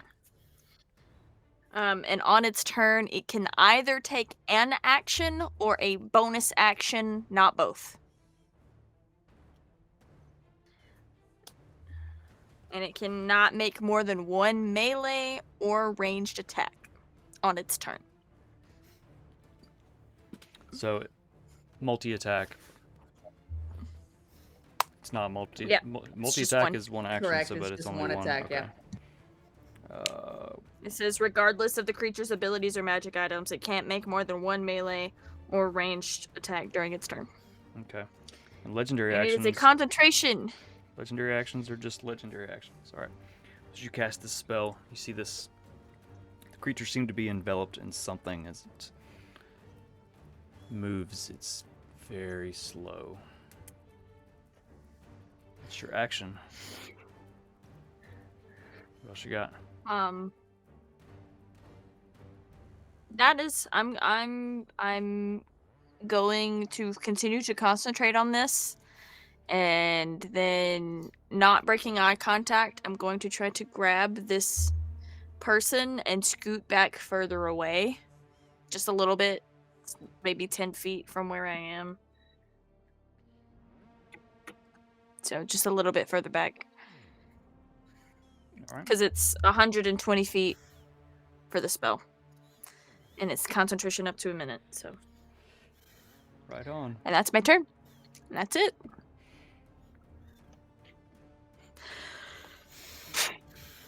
Oh, damn. All right. So, brings us to Harding, who's going to fly down.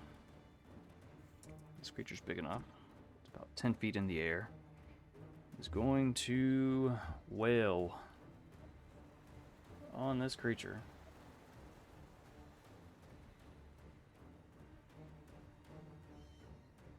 Oh, I should have rolled a concentration check earlier. 20. Yeah, that makes it. That also makes it. Okay.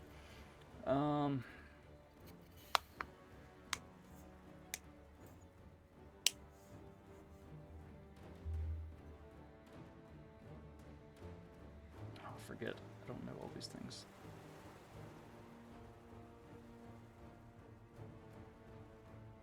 Just gonna wail at it with her sword. Twice. That is an 18, which just hits. So that's 2d6 plus 6. I vote that they smite. Yes, they would smite, which... Searing smite. Let's see, smite, features and traits. Never played a paladin. Stop listening, Siri. Divine smite. Divine smite. Siri, I said divine smite. Where is it?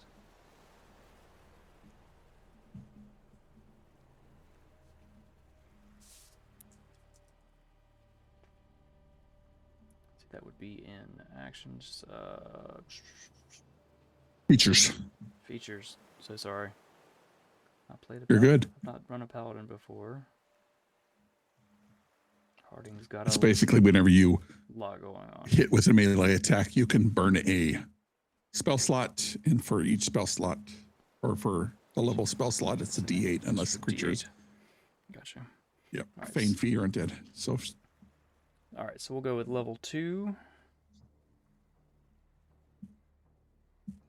Where's the thing? So that clicked it.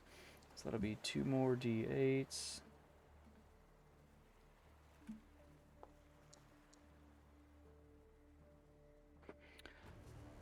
Swings the sword down and it bursts into not radiant flame, but you see her pocket pulse with a red light as its actual flame, striking the creature, dealing 5 points of slashing damage with the sword, but the flames that envelop with the smite don't seem to take effect. So let's do some math there. Swing again. Say 4 plus numbers. Yeah, it's not going to hit it. Swings again, the blade. Lances off the hide, catching one of the spines. No go. Oh, I've been forgetting to do that.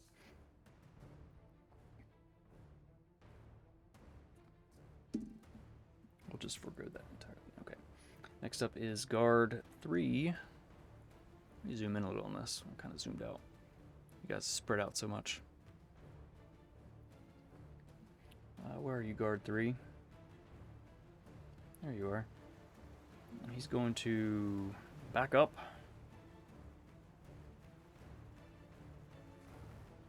Try to shoot with a crossbow.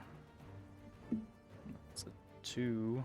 It's like, oh, watching all of this happen. This human guy in basic armor fighting this creature. Kind of closes his eyes and squeezes the trigger on his crossbow. The bolt flying wide.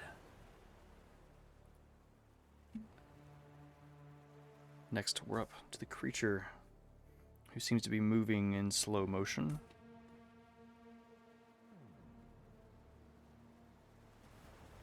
At the start of its turn, it takes spellcast ability modifier.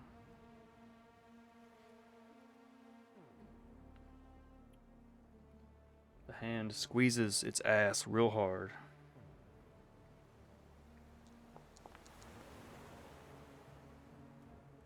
Let's see, dealing That says guard. 7 plus 11. 11? Yeah. 18 points. I'm figuring boundary out. Sorry, guys. There we go. Alright, so now it is going to... You see it slowly kind of pull in on itself, and the spines on its back begin quivering. And in a 30-foot cone...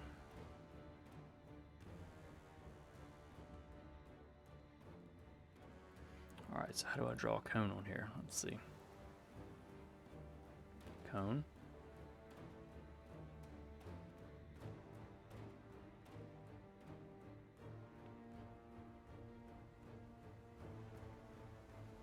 A 30-foot cone.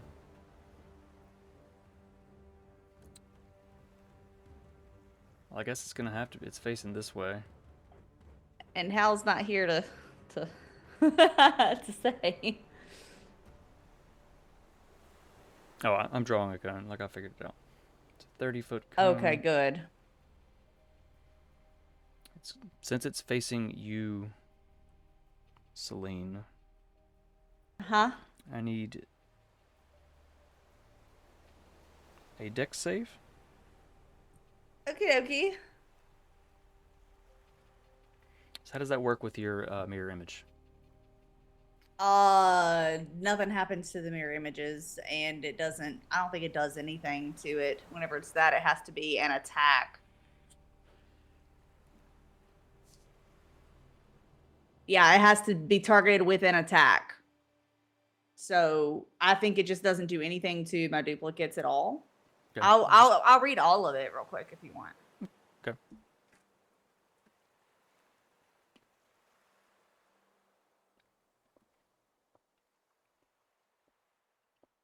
It ignores all other damage and effects. Okay. So I need a dex Okay. save. As these Yes, quills, the quills on its back blast out towards you. This 30-foot cone. I would like to use a luck, please. And thank you. All right. Okay.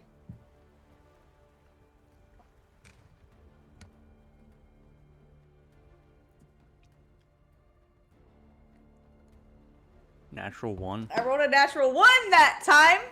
So 4. I would have failed it either way. It's fine. Big 4. All right. As these quills are blasted towards you, Uh-huh. you watch as they fly through your mirror images. The one directly in front of you flies through. One of them slams into your shoulder, burying itself deep. You suffer 28 piercing damage, Okay. and you feel your body as poison tries to pour into it. Luckily, I'm immune. You flex, and you shake the poison off to no effect. Yeah. Very nice. Let me delete this cone. I have to roll a concentration check. Good call. A 23. So I think that's good. Yes, it is. How do I delete this cone?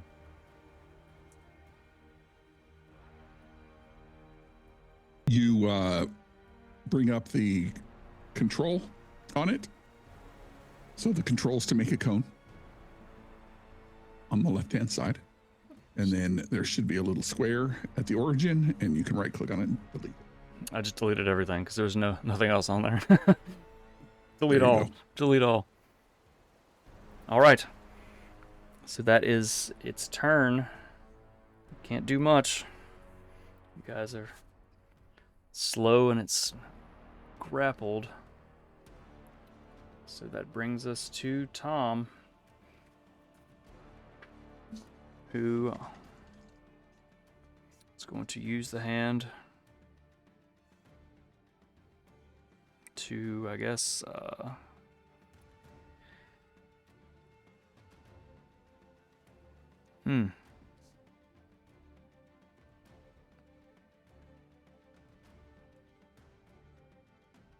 I think he's gonna keep on just holding it there, since it didn't try to break free. He's just gonna keep holding.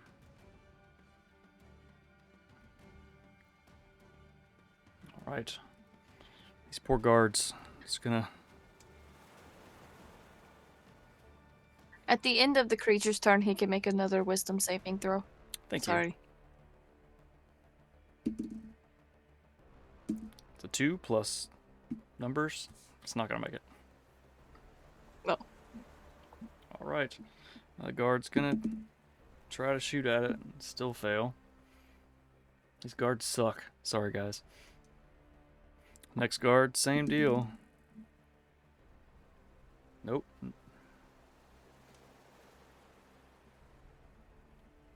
gonna have them kind of fall back this way. Which one are you? Yeah, you already went. Solid 10. Nope. Brings us to Dante. This creature's right up in your grill.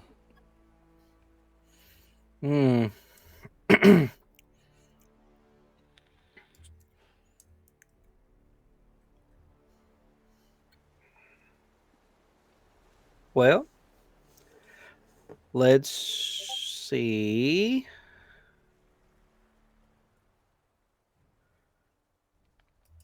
I think before I do anything, I'm going to back up a little bit.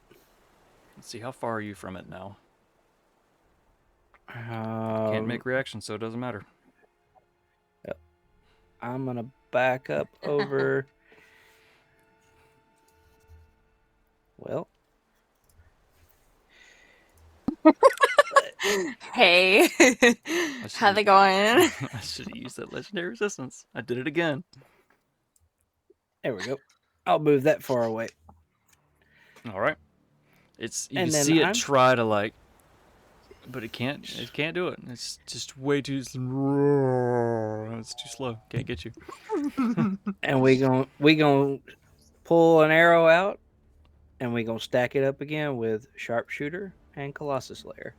Right on. Quickly, as you're moving, draw an arrow, take aim, release. Oh, Legolas over here.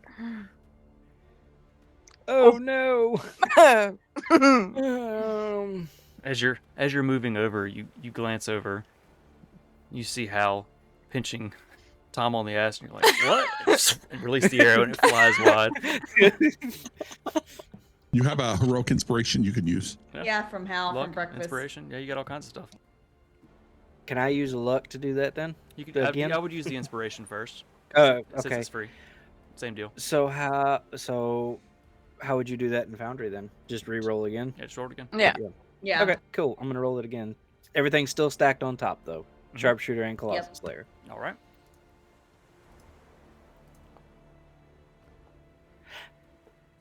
That's a little bit better. So 1, as you're 2, moving, 3, you look 4, 5, over and you 22. see Hal pinching Tom's ass, and like you shake your head for a minute, Oh. and then you're like, "Oh fuck yeah, we're fighting this thing," and you turn. Oh yeah, we're doing something. Like, and you release. The arrow flies and jams right beneath Hey. its armpit, Hey. burying that's deep into its 8. flesh. And 9 and 10 is 19. I forgot to roll earlier. Harding's Hunter's Mark, which is what, a D6? You're So I'll take 4 more off of that. So I haven't run combat in a while. Not run it in Foundry. My brain is mashed potatoes. Let's go. All right. It's your first shot. All right. We're going to do it again, minus the Colossus Slayer, so sharpshooter. Longbow. love that. That wasn't a laugh at you. Oh, I know. And attacky. Roll to attackity. So 29 minus 5, 24? Yeah, man, that hits. Yeah. Okay, cool. Just making sure. All right, and then damage. That's a 15 and 10 is 25. Dude, you were just cranking out some damage. Yes, he is. Fucking crank. You've done most of the I'm damage. sticking with in this. Yeah. I'm sticking with digital dice from now on. Thank you. Just gonna eat my candy. And is that all you got?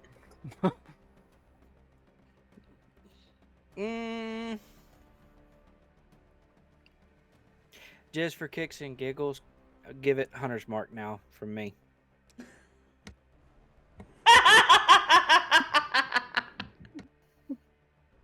You could have gotten more damage. Should've done that I know. first, man. You could have gotten like 6 extra dice worth of damage. I didn't want to get carried away. Gotta Get stack- carried gotta away. We're Do okay. it. Stack it all up. Handedly kill it. Yeah. Trying to give us some more room to cause some damage. Is that what it is? Yeah. Thanks for being so considerate. Aw. To be honest, behind the scenes above table, I forgot about it. That's why I had Harding use it. I was trying to remind you. Wink wonk. Wonk wonk. I know. I'm used to seeing the sheet on Beyond, and it's right there underneath it where I can see it. And I So didn't on the see left it on side, here, you so- can add your favorites. So you can drag anything over onto that side, and it helps you remember. I drug a few things over, the things that you and I always forget. They're for you already. Mhm. So you can add whatever you want and have a whole list of your usuals. So how do you drag it, if I may ask? Where to pull it from? I guess is what I'm asking. Would be You're under. gonna see your little person on the right hand side, and you click that, and you click your name, and it's gonna pull up your character sheet. You should be able to click Press it. C. That Yeah, too. I got it pulled up. Yeah, So on the right side But there, I'm there are s- tabs. It's probably in your features or your spells, or Hunter's Mark is in your spells. Hunter's Mark's in my spells. There's a little tab on the right. Yeah, I've got spells pulled up, and oh, there it is. Okay, I see it. Okay, And you can order those however Got you it. want. Yeah. Nice. Yeah, I added a few things sorry about. for you as I was looking through these sheets. Let's see. So at the end of your turn, this creature is slowed and grappled. And hurting. Hurting her. And I think I'm the only one within range now. The Swedish chef. Hurting her. It's going to turn. Technically there. hurting her. It's gonna turn towards hurting her. Oh no! Still being grabbed by the ass. As it turns, you see its eyes pulse this red energy. You Is see it casting a spell? It is not. But you also see a red pulsing energy. Seems to be drawing the creature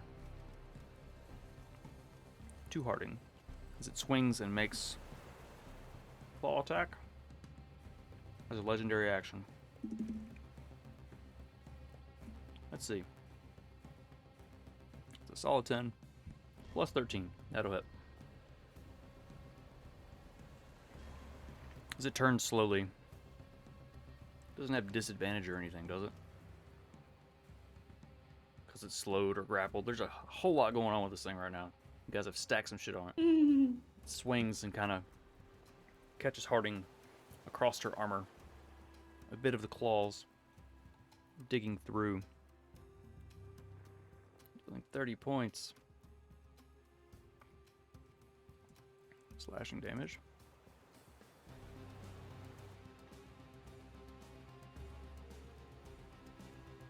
It's its legendary reaction, bringing us to Celine.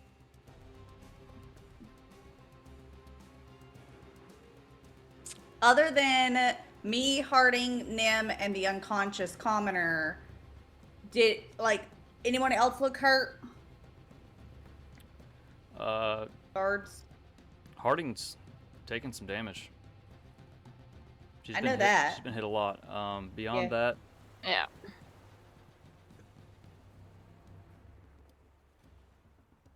You don't really know. Okay, cool. Those 4 people I'm going to cast Mass Cure Wounds on. It's a radius. Is everyone within the radius? Yeah, Mass Cure Wounds is the best because I get to pick the radius. I get to pick where I do it. Well, I don't get to pick the radius. I get to pick where I do it from. The point of origin. Gotcha. And yeah, so I can get all of us. All right, Yeah. so roll some healing. As you call out casting Cool. the spell. Yeah. I think at the top of the round, we should take a break. Yes, I just rolled a D12, not a D8. Hold on. Wrong game. My timing's a little bit off since we started a little later. Okay, so that is not a lot of healing. Any heals is still 18. heals. It's 18 for the commoner, Nim, me, and Harding.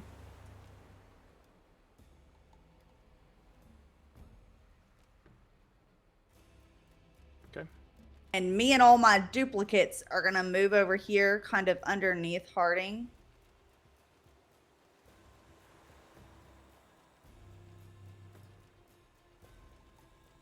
You see the creature. And I'm gonna be like, hey! It tries, but it's like too slow.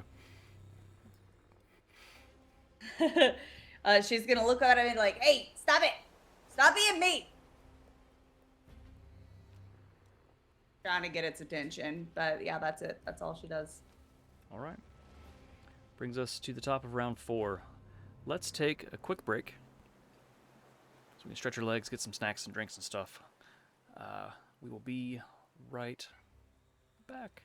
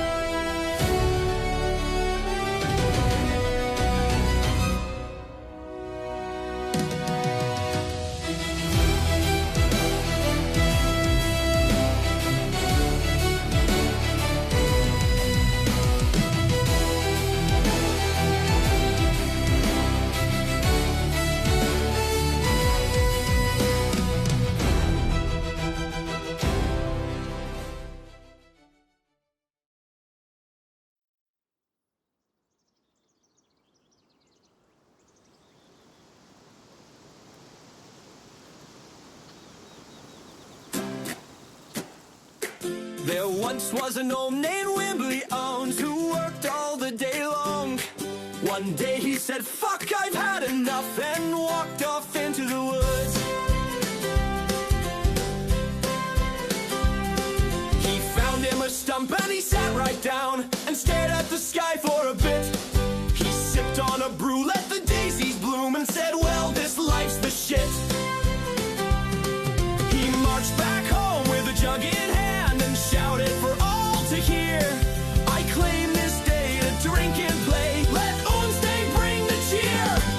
It's Ons Day, oi, stop the ale. Skip all your duties, let leisure prevail. Fuck yeah! Ons Day, no work and only play. Hey, hey, hey. Raise your mugs to Ons Day. Now gnomes near and far all know the tale of Wimbley, bold and brash. They down their tools, abandon rules, and plunge in the mead with a splash. From mountain halls to shady towns, they cheer at week's sweet end. For every soul, from mine to knoll, knows Ons Day is a friend. It's Ons Day, hoy, stop the ale. Skip all your duties, let leisure prevail. Fuck yeah! Ons Day, no work and only play. Hey, hey, hey, raise your mugs to Ons Day.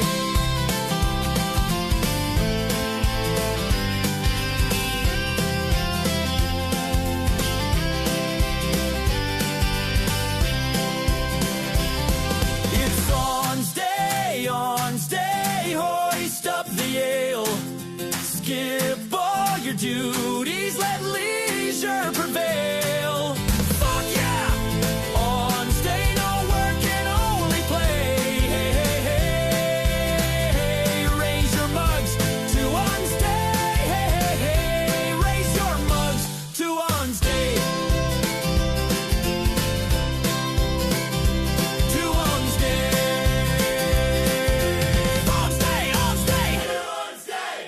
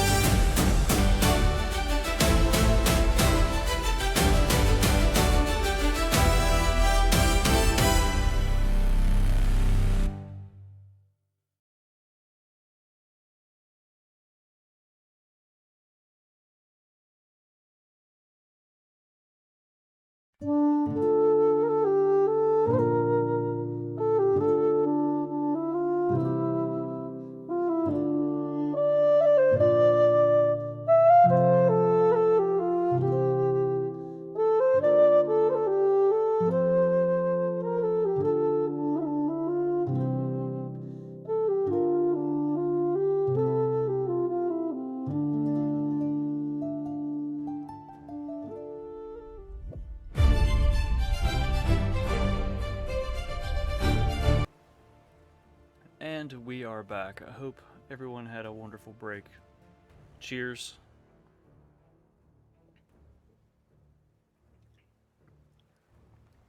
To us. Because fuck everyone else. Oh, what? That is my go-to cheers. Back into the combat. Whoa. It's like she's here. And not being perceived as requested.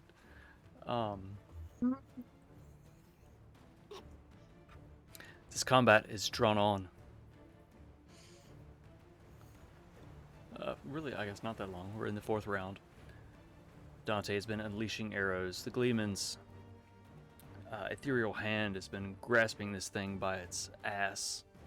Celine. Upping it.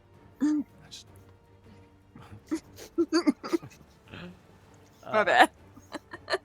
Totally broke. Good night, guys. Good night. I mean, it's almost 1 o'clock, so we're well within range. Celine has mirror images surrounding her. The local guards seem quite useless. The creature is slowed, grappled. Hurt. Very hurt. The top of round 4. Hal, what would you like to do? Hal is going to reach onto this thing on his arm, and he's going to pull it off, and he's going to throw it, and he's going to say, I'm not really sure what this frisbee does, but he says it's supposed to be good. All right, Einar, let's see what you got. And I'm going to throw my, what is it called? My Kiltar chakram at this creature. So as you pull this bangle off of your wrist, it expands into a chakram, and you sling it. Roll a hit. It seems to It vibrate. is plus, Go ahead. Plus how much? +8 Plus 8. to hit. That is a 19 to hit. 19 will hit. As it flies through the air, it seems to almost sing. This resonant kind of as it flies. Ping! Slamming it into the back of the Okay. creature's head. That is 1d4 plus 2d6 plus 4. It's hard to homebrew things to get the... You can't change the base dice, so you just add dice to it and modifiers. That is 9 plus 1 is 10 plus 4, 14 force damage.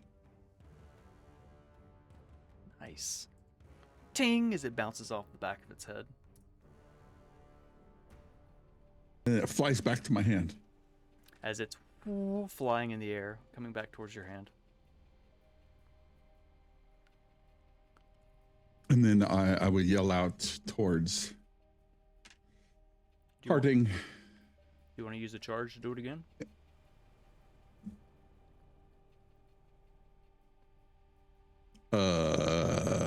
Yeah. You get 2 attacks with it if you use a charge, essentially. Yeah.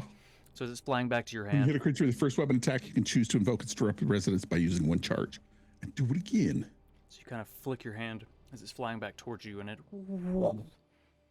goes to slam into the back of its head once more.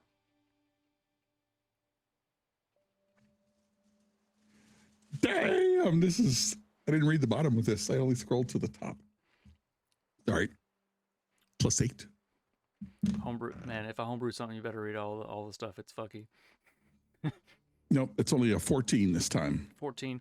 It flies down and kind of ping, just skids off this iron collar around its neck. Ting! And flies back to your hand. That's your action. What else you got? As a bonus action, I want to yell out to Harding, come on, Harding, you can do it. And I'll want to give them bardic inspiration. What do you mean? Of course I can do it.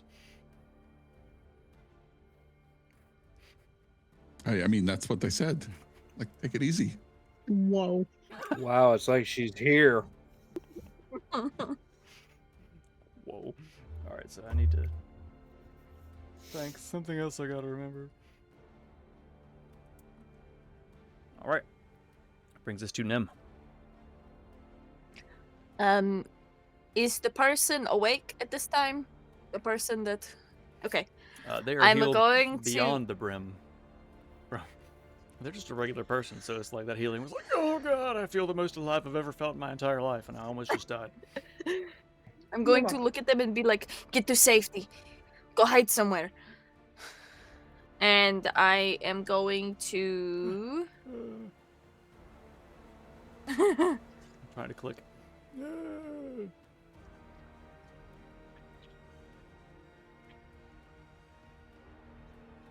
I'm going to step over this way. And I am going to step. As I'm stepping, I'm reaching around into like a little bitty bag of gems.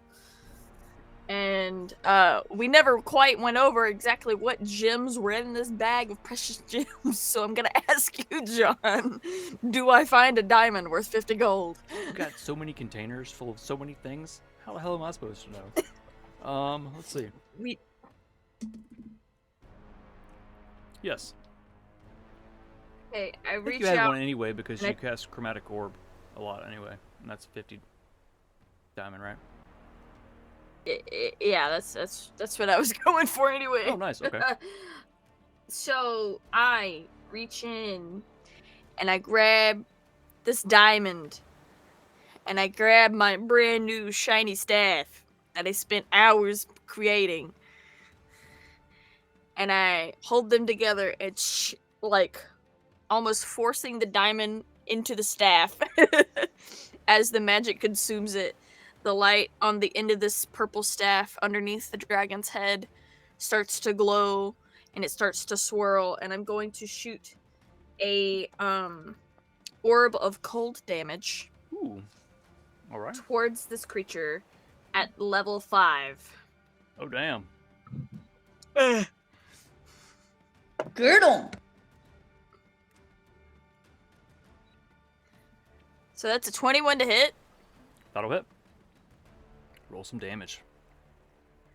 Let me pull up my character sheet for this. Hold on just one moment. I do apologize. Ooh, a DM disadvantage for me?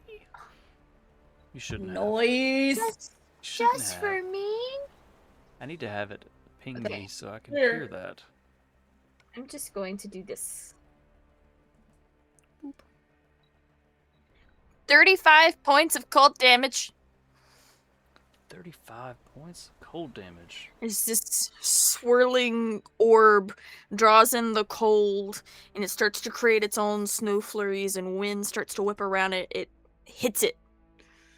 It seems to kind of wrap around, leaving his little porcupine pine things covered in frost.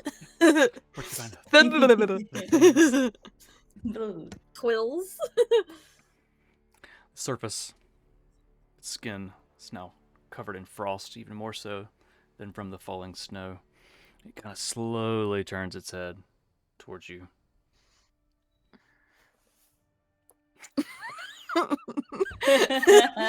It visibly reacts as if it understands. Yeah. definitely. Oh. Oh boy. Okay, alright. And I will also use 2 of my sorcery points to cast Ray of Frost. All right. 16. To hit, Yep. as you quickly focus, go to cast another spell. You open your eyes and it goes wide. Oh wait, no. -2 to AC. Yeah, that hits. It just hits.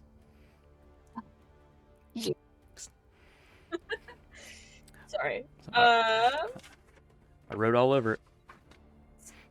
It's it's 13 points of cold damage. How do you want to do this? It only had 5. Nim still swimming in her probably still drunk state. She's been drinking a lot while we've been here. She's pulling all of the cold air around her into this and just forcing it into this creature. And I think it kind of wraps around the iron collar, and it starts to like spread out and freeze it. And eventually it just kind of like, it's almost like a statue.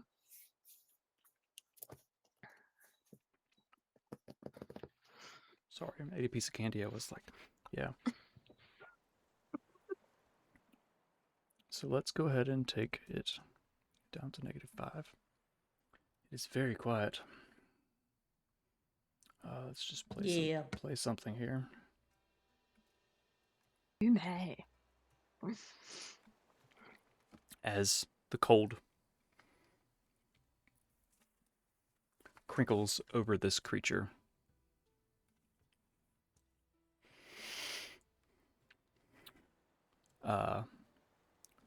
Bigby's hand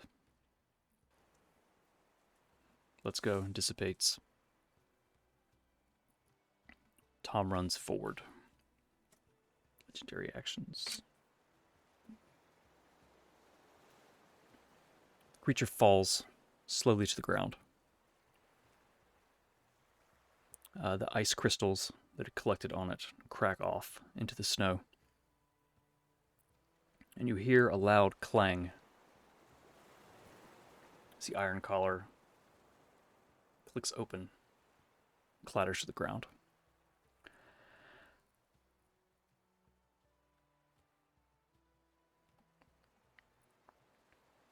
You watch as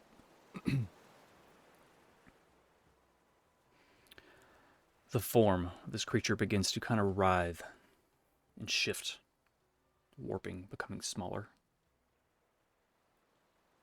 more humanoid. You hear this agonizing groan slip from the lips as the creature's getting smaller, just and you hear limbs crack as muscles are shrinking, pulling the bones into place.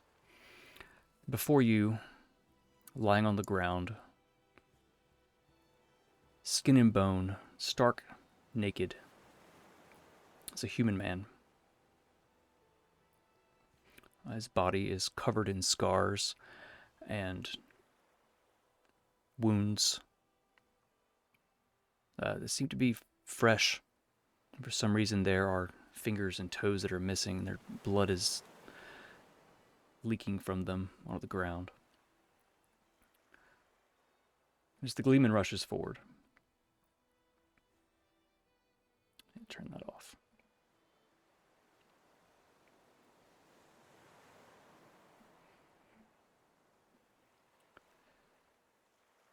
He kneels at the man, like at the man's face, and as you've all kind of gathered around,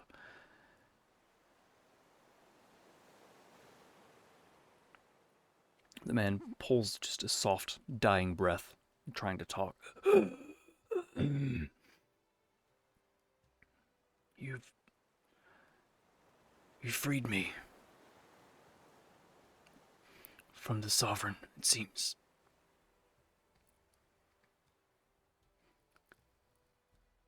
It seems the cult isn't what it once was.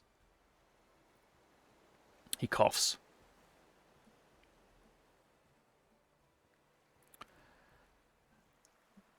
Gouts of blood fall to the ground. He takes another breath, ragged. The cult.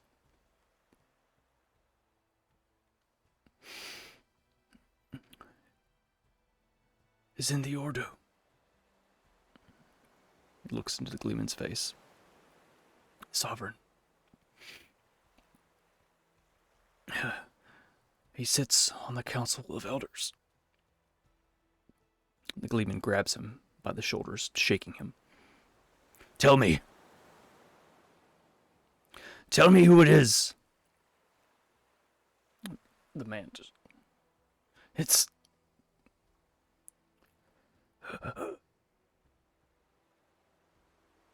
His body falls slack, dead.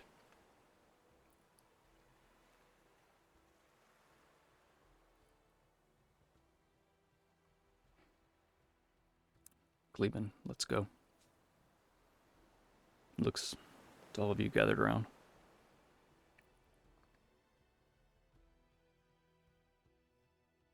Celine? I was gonna ask if Harding came down. She's still kind of hovering up there. She's not too high. She can hear. Okay. As soon as combat was over, Celine was gonna try to incite Harding's demeanor for reasons.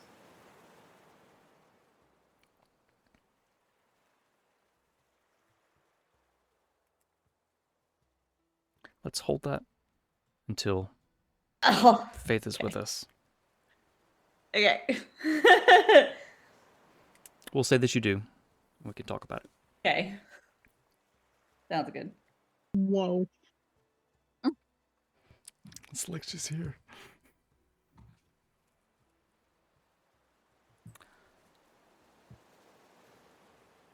How long does your mirror image last? It lasts a minute, so it probably died part of the way through that conversation. Okay. Or right at the end of it.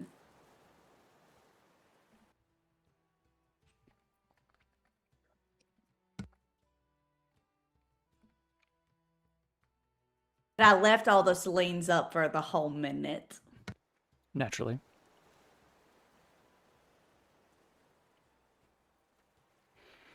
The Gleeman looks around. Hal, have you moved up with the group? Dante? Yeah, I would move. Go ahead and hit end combat. Ah, yes. I'm not bad. There we go. Move freely.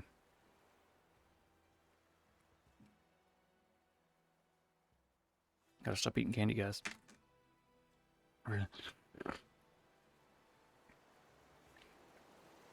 Gleeman looks to each of you. Up at Harding, who at this point I will say she flutters down.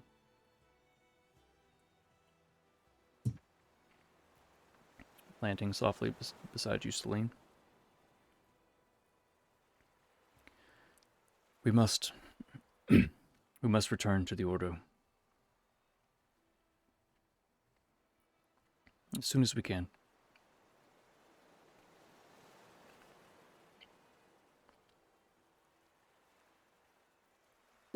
To the place where this council is? Where it's been infiltrated? He nods vigorously, his eyebrows wiggling.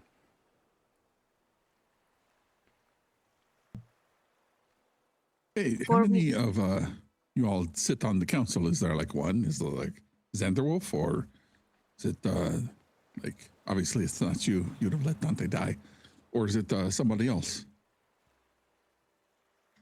Or is there more than one? So like 12? Council of 7? Like 5? 9 of you? The Gleeman looks around, seeing the guards kind of meandering and coming up to the corpse of this man now. And Gleeman kind of holds his hand up. We should probably discuss this elsewhere without ears. Okay. Okay.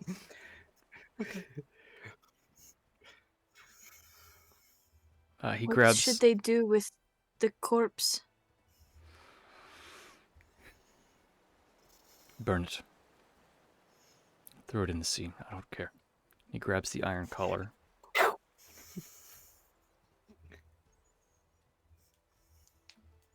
And the Gleeman walks back.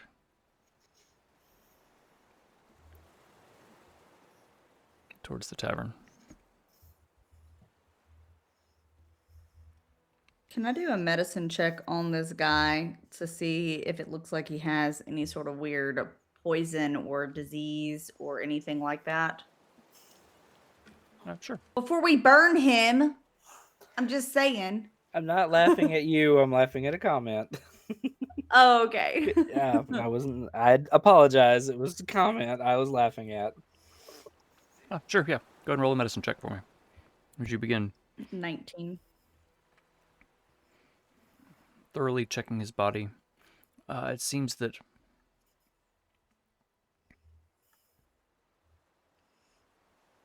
I told you guys I gotta stop eating candy. Can't talk.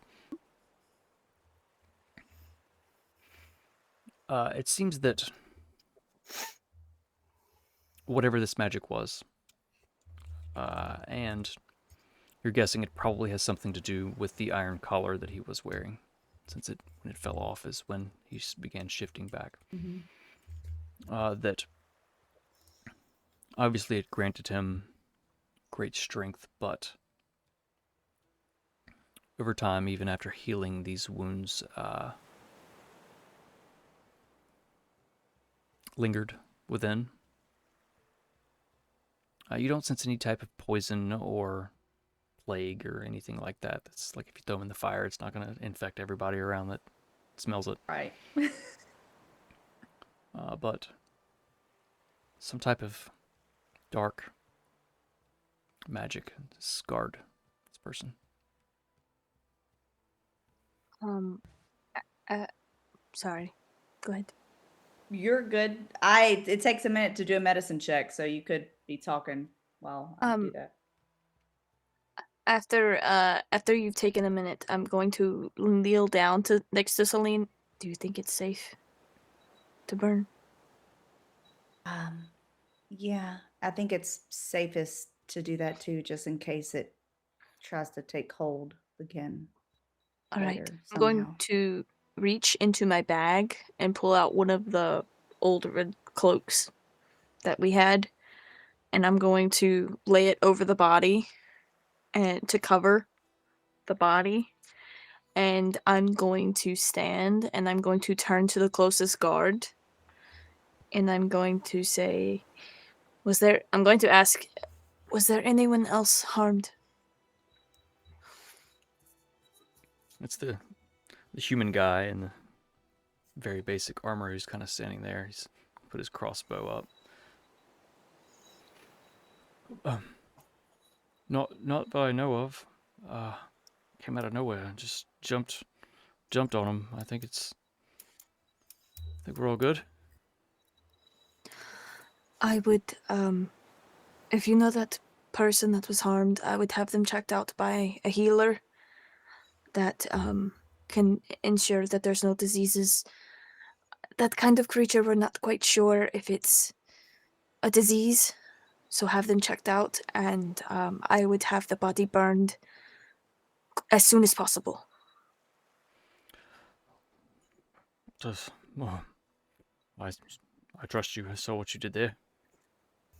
He walks up and he reaches in his pocket and pulls out a glove. He's already wearing a glove, but he puts on a second glove. And grabs him around the ankle, and he drags him off towards the fire that's burning nearby. Let's see. He drags. I apparently can't move things.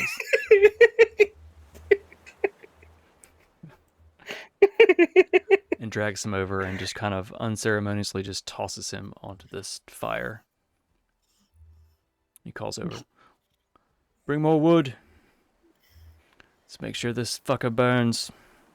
The other guards begin collecting wood and stacking on top of. Eventually, fire blazes taller and higher. One of the guards runs after the commoner that was hurt, been running away. And you assume to help take care of them.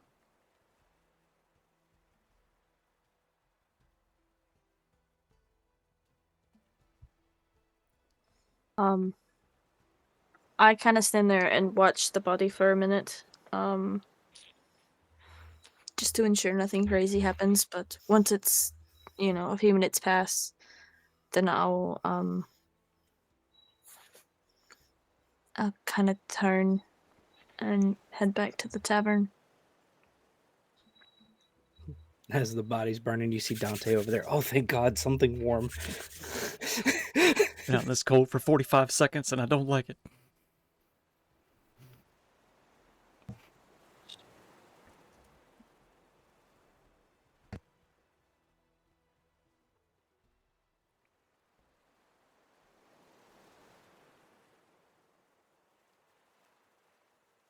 Sal goes back into the tavern. He's going to go up to the barkeep.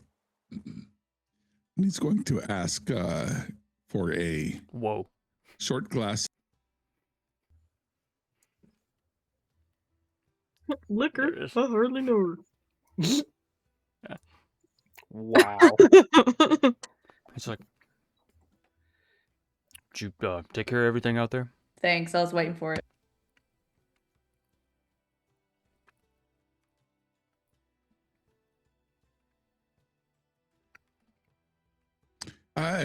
Well, I mean, to be honest, this drink is for the one who really took care of most of it, because without them, I'm not sure we could have gotten through whatever this might have been. But yeah. You know what? It's on the house. You see him read bottle from the top shelf. Slide some glasses across you.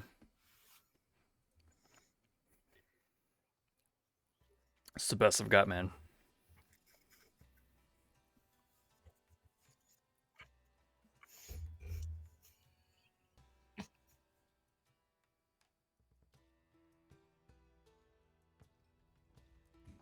All right.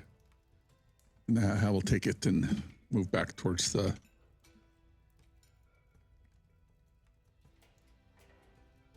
Let's see.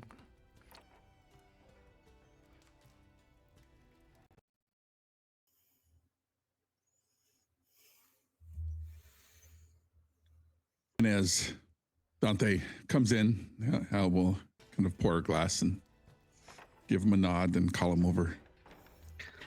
But it's so warm over here. Dante's standing in front of the fire with his tail like up in the air, like full on just dragon booty hole towards the flames, just toothy grin. Don't stay like that too long. I heard there was a Hard. ranger that is very much a sharpshooter, as it were, for things like that. So please come. And he'll extend a drink towards Dante. He'll walk over as he hears you say that. It's like, yeah, I know exactly who you're talking about. I think I've heard of yeah, that guy too.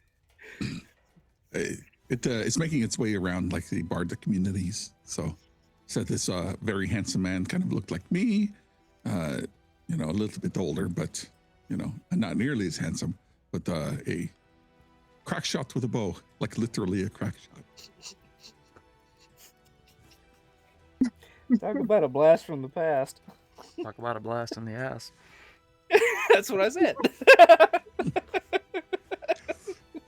He'll hand Dante the drink and pour it for the rest of his group, and he'll kind of raise it towards you, and he'll say, hey, the last few times, like, we were in any kind of trouble, you almost died. You did die. I had to teleport you away, and we saved you, and you fell off the bridge and come over here. But had you not been here today, I don't think we could have made it without you. So, well done. We appreciate it. To Dante. To Dante. Crack shot. Yeah, ha.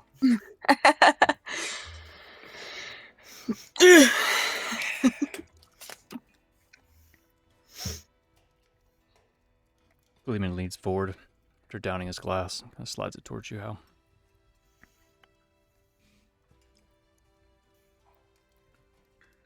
Can I get some more, please?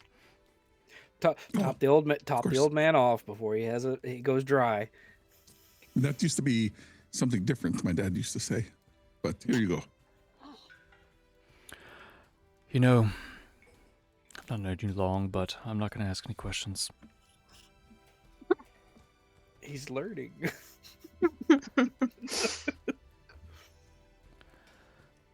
Before we continue, so I can say the things that I need to say, with your recent ventures, I think it's time that you are elevated once more within the Ordo, whatever that means. Now, he places a hand over his pen, and you watch as an arcane energy surrounds it. He closes his eyes and he mutters incantations you don't recognize. He opens his eyes, releases the magic you see to each of your pens. A bit of magic shoot and nestle within it. Welcome, veterans of the Ordo. Now, on your D&D Beyond character sheet, pick one of 3 feats that I've created for you. There is the Ordo Veteran. They all start with Ordo Veteran. There's 3 of them. There's Battle Readiness, which I need to look at these real quick.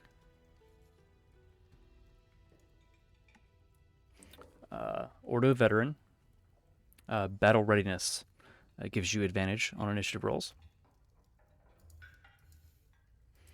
There is Pocket Sand, which is a cantrip spell. It is a bonus action, and you say Pocket Sand and conjure a handful of coarse sand, flinging it at a creature within range. The creature has disadvantage on opportunity attacks until the start of their next turn. And then there is Veteran Step, where you gain 5 additional feet of movement. So pick one of those. Let me know what you choose. Know which one I'm gonna choose. Don't everybody pick Pocket Sand. Oh, You're just like running through the battlefield, bonus action. Everyone's throwing sand, and no one can hit you. It's like, that's how the final battle is going to go down. Fucking Pocket Sand. Confetti! It's a parade! Yes, but everybody pick one.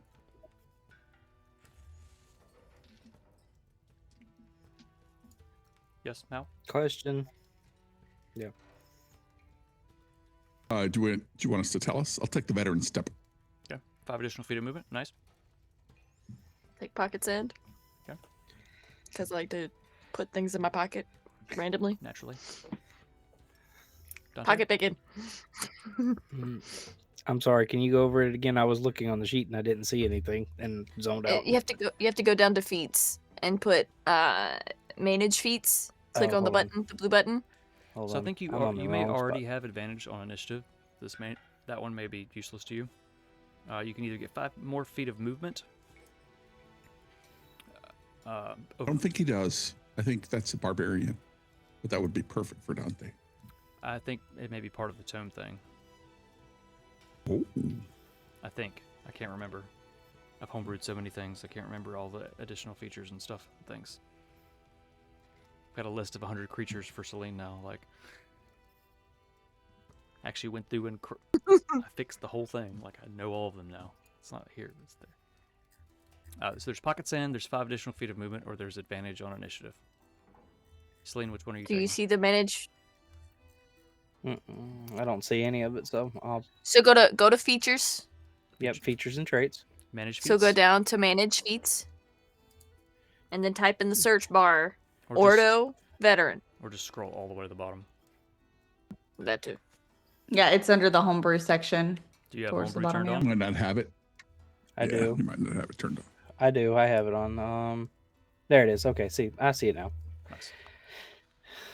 My apologies. So Celine, which one are you taking? Depends On? on what other people take. Well, we won't know which one Harding picks, so that's the wild card. I know. I'm either going to do pocket sand or veteran step. So if there's 2 people that do pocket sand, I'll do veteran step. I'm gonna do. Can I do battlefield readiness then? You said. Well, I thought you already Yeah. had. Do you have advantage. initiative, or do you have advantage on initiative already? Beside Um, Under your initiative, does it have a little A? little A, yeah, green. No, it does not. Okay, yeah, then that'd be great for you. It's just a +4. So with that 10 feet of movement and advantage, like you could get Bonkers. stack all your. Now I have a little A on there. You can hunter's mark, But if sharpshooter, shoot somebody for your first shot. Then you can shoot them, do the hunter's mark damage, the Colossus Slayer damage. Like, yeah. Dante is a min-maxed if it's ranger. okay Yeah. with you, Mhm. I would like to wait and see what Faith chooses for Harding, and then if she chooses pocket sand, I'll do veteran step, and if she does anything other than pocket sand, I'll do pocket sand. Okay. We'll talk and see. Okay.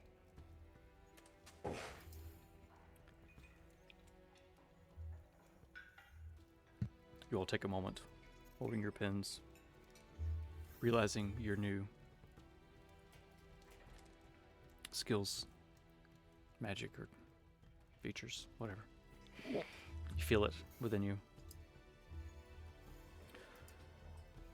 The Gleeman leads forward again. He takes the glass that Hal refilled, downs the whole thing, slides it towards you again.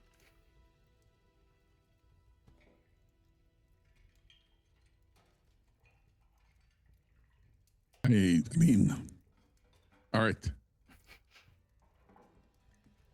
Thanks. You're a quick learner. I appreciate it. He sips this time. So I think we need to go to the Ordo.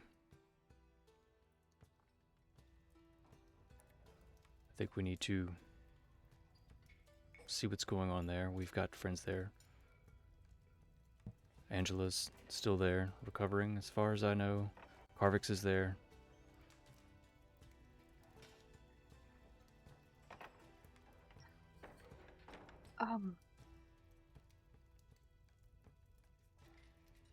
All right. Have you spoken to any of them? Do you have a way to do that? I do not. I've not heard a word in. Well, since I joined back with you all. In the blasted snow. You take me to the nicest places. You're starting to sound like Harding. Well, she had to learn it from somewhere. Maybe Harding's starting to sound like him. How far away is it from here? It's a ways. Oh, It's you gotta very walk ways in the south. snow again. I don't think we're walking. Where is it? It's in the Halfling lands. No? Sorry. It's very south. She looks to the, Nem, I That think way. you've had too much to drink. I mean, Roll a history check now. it's in the direction. Roll a history check. you're I was gonna say, wouldn't Dante remember where it's Ranger at? also say, yeah, it is west. It's Weiss. You said a history? Yes. And Harding's sitting over there, is like, she lived there with the Gleeman for a while, and she kind of sits back and kind of calls the bartender. It's a 22.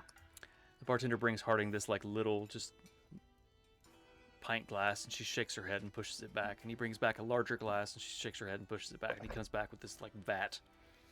And sits down, like sloshes over, spilling on the bar. Just like takes it.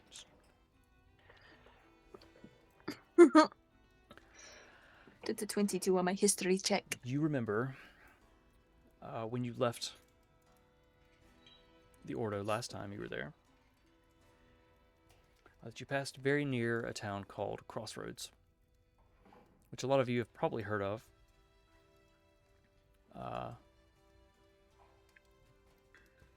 Is it? It is Oh, it's central It's in the middle of the world almost.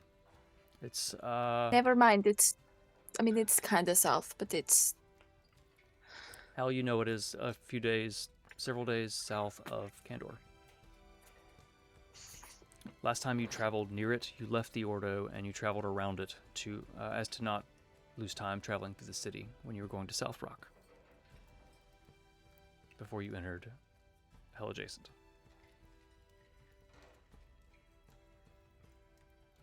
Ah, good times. Hey, explain this to them. Perfect. Hal, I got real confused. I can show you a map. Yes, please. I was literally looking through all of the things that I have, trying to find the map. That, like... See if I can break the computer. Oh, shit, hit the mic. Ow. You don't have to hit me. I'm sorry. He loves us. How dare you not know your directions? All right, so Don't hit me. I'm sorry. let's see. I'm going to. Sorry, chat. You're not going to see this. Sorry, chat. How's it going, chat? At some point, I'll share this map out so everyone can see it. In a journal in Foundry. I don't want to download it because I don't have it saved anywhere. So I'm just going to do it like this for Oh, now. it's so blurry. Is it blurry? Hold on. That's me. Hold on. It's still a little fuzzy, but we're good. I can read it now. Okay, so this is where you are now. This is North's home. Yeah. Uh-huh. You traveled from Cold Rot. Uh-huh. The Halfling lands are down here.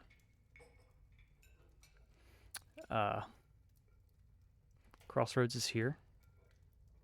So, Celine, you've probably heard of it. And this little dot right up here next to Crossroads is where the Ordo is. Last time, when you were set upon 11, from there, Reed left the party.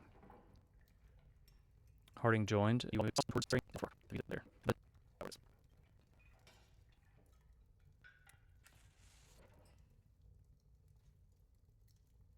it's a long way. It's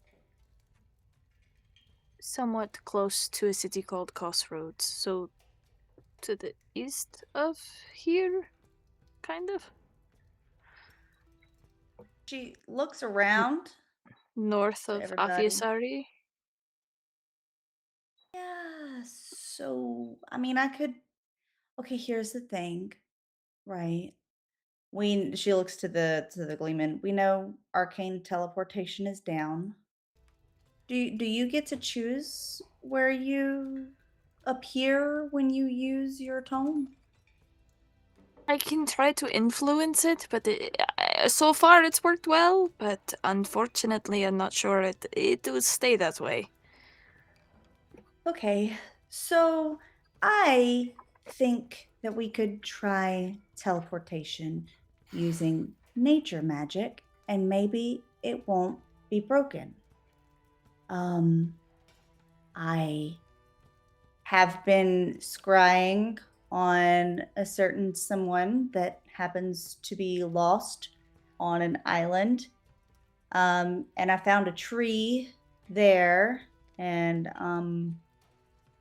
I was planning on, she looks to Hal, I was planning on talking to you to see if you wanted to see if we could go save her, if the teleportation works. I did find a tree there. Eventually, it took a lot of scrying on her to finally have it to where she was walking by a tree that was big enough for all of us to fit. Do you know where that is? I don't know where it is, but once we're done, obviously I would have to, I had to tell him I could save her, maybe. But I can only cast a spell once a day. After we stay the night there, I could take us to one of my hometowns. outside of what was it, Afiasari? Right? Mhm.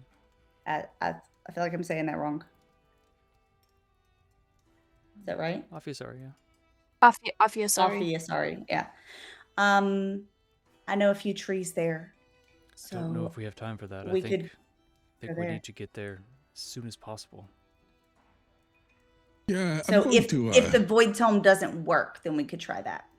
I think perhaps like if they've been like, I don't know, it's been years. Like if they've been not dead after years on the island, like another 2 weeks is not going to hurt them. I don't want to bring them along and then suddenly throw them in the middle of whatever we fought out there, and who knows what happens at the Ordo. I don't want to like if we do that, I would have to, bid the rest of you good luck.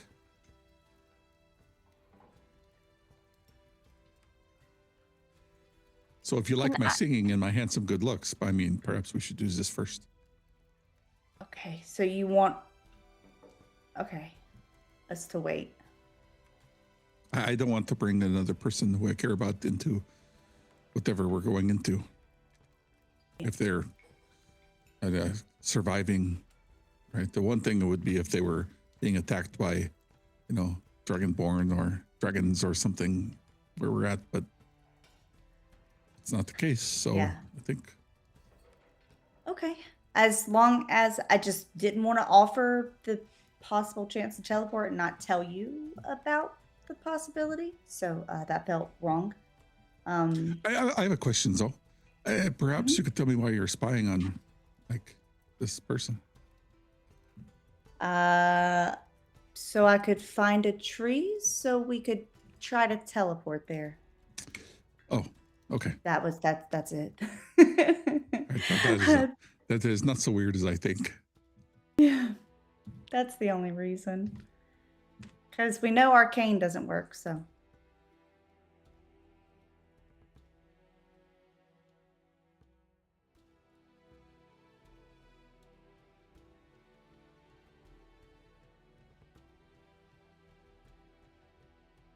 I mean, you've lived for like 250 years. I don't think you're going to die next week.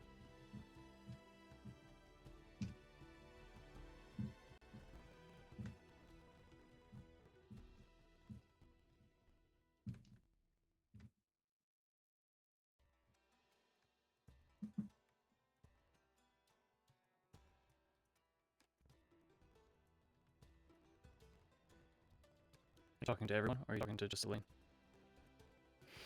Wait a minute. Takes a deep breath. Ugh. Kills this glass thing. Reaches over towards Howland. Big bottle. It's like a hand bottle back. Just a little bit left. Let's go.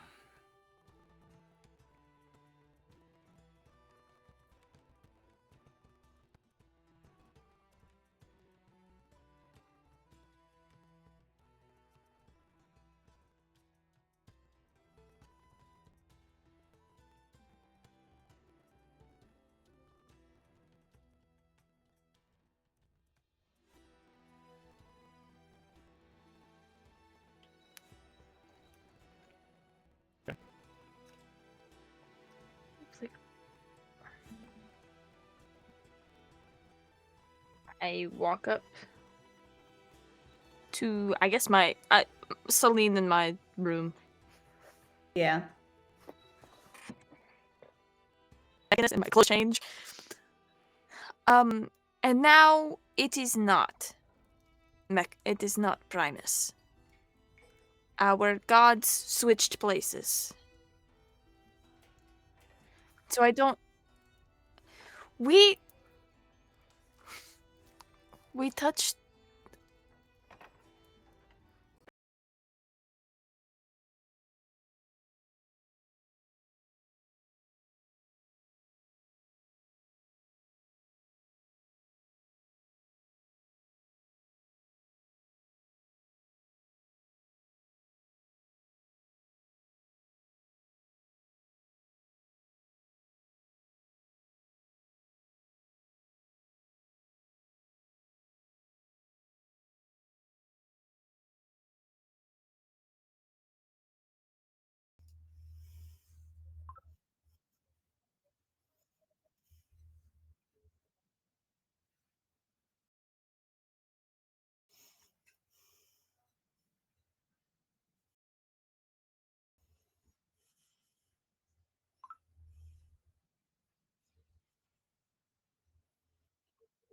Consensually, of course.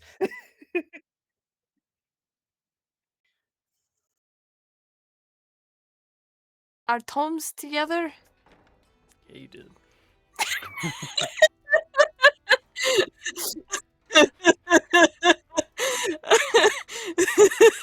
Oh wait, let me roll a disadvantage because I totally forgot that earlier. I can keep mine, right? I like the one that I have. We didn't know that it would do that. I was just like, we haven't tried it before, so I didn't know what would happen. I don't think it would influence the magic differently. But I just wanted to let everyone know.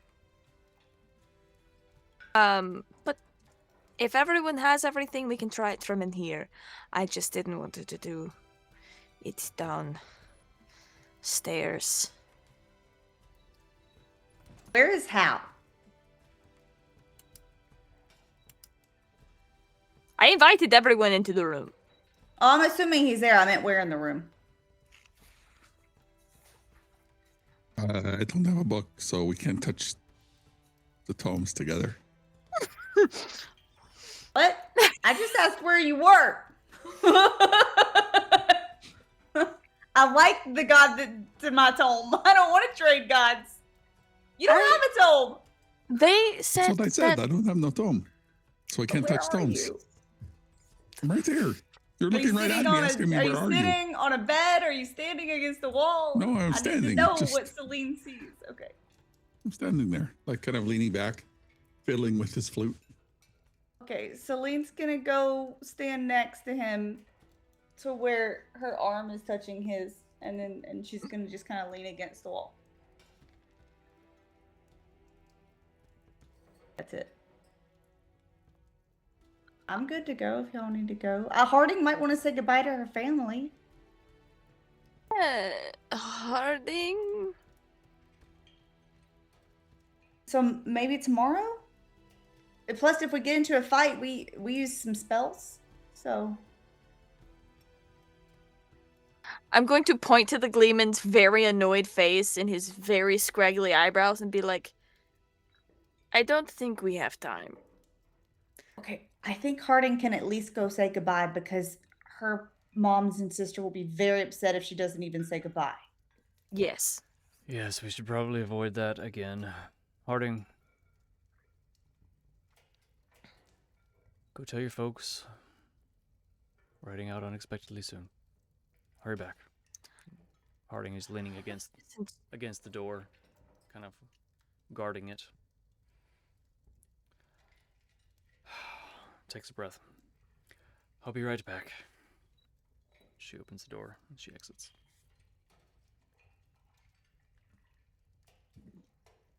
Hal is going to go.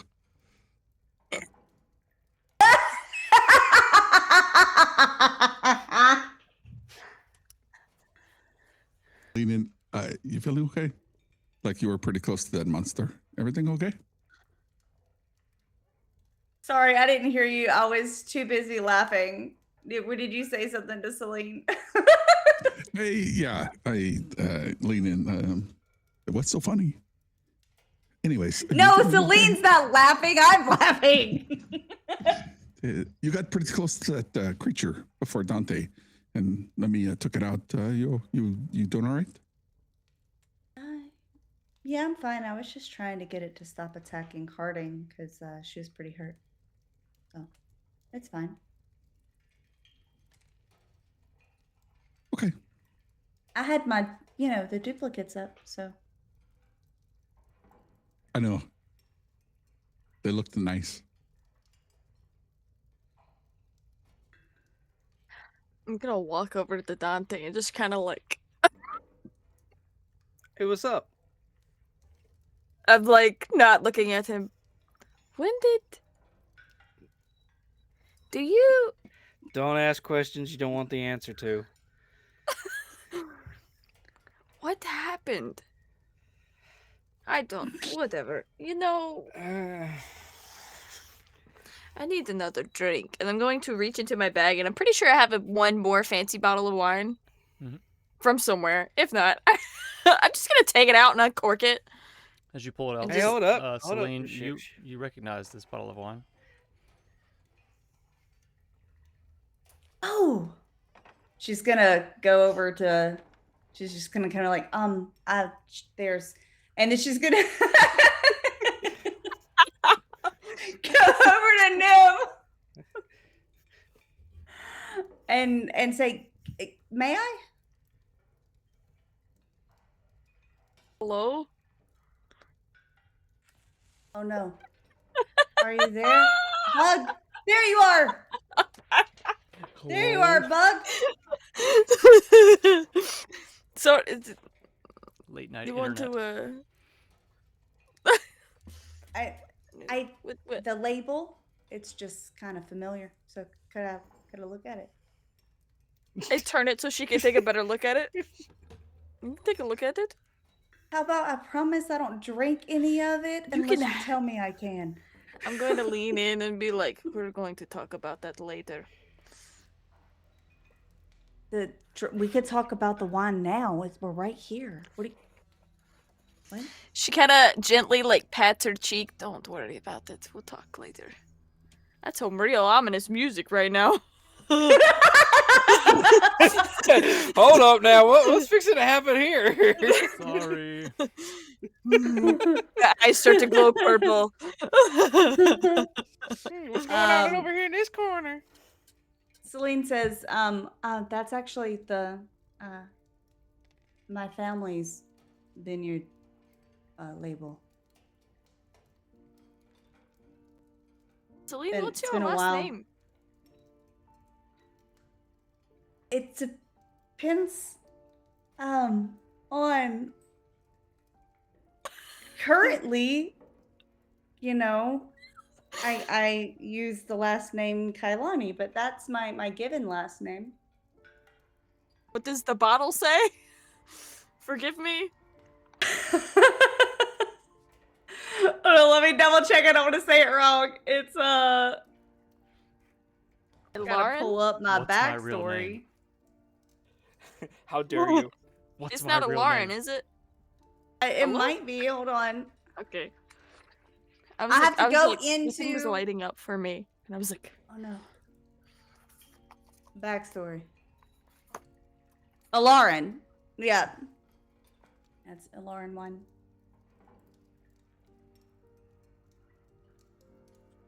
so this is your given name, Yeah. but Kailani is what you go by. It's a name I chose for me whenever I left.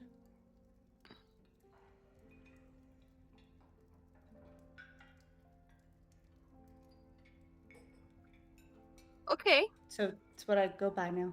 So Celine, your given name? no, that's the name I go by now too. Because I was going on an adventure. Do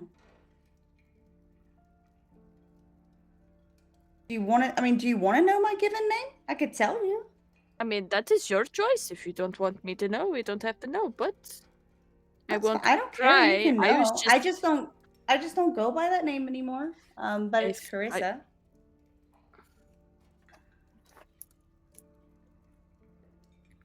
I know I wrote this down already. Just give me a minute.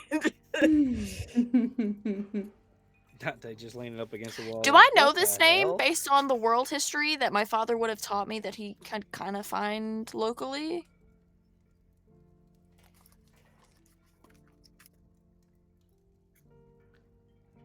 Probably not. Probably not. You may have seen it. You may have seen a bottle before, and naturally there are words on a bottle, so you've read them. You may tickle in the back of your mind, but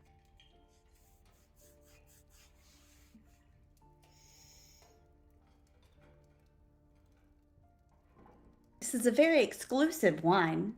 It can almost only be found in, my home area, like in that general area. That probably means I passed through there then. Yeah. Oh, I mean, sometimes people will buy several bottles and go to other places, but yeah. I'm going to be honest with you, I don't even remember where this came from. I was just looking for alcohol in the bag of holding. And, Normally they come from vineyards if it's a bottle of wine. Dante? I take this foot of my staff and drive it into his foot. Jeez, take a joke, damn it. By the way, do you like my new staff? It is a very nice staff. Thanks. That's on you, Hal. You said it's on him. What? What are Hey, you... do you like my stuff? You're holding a flute right now, Hal. Thank you, because I was about to say something different. You like my I got you. stuff? I don't see a staff. Is that the magical flute? Lehman just covers his face.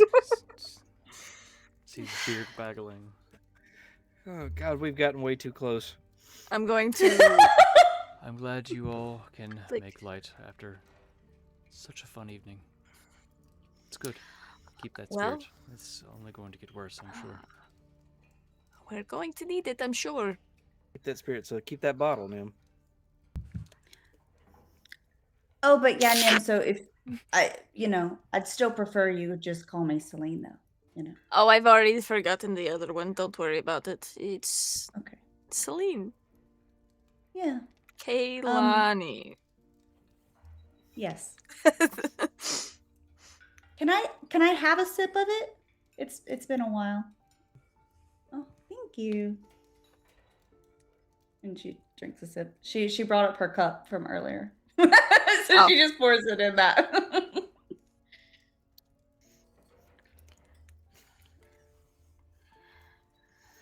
And whenever you're done, I try to shove the cork back in as best I can. It's like halfway out.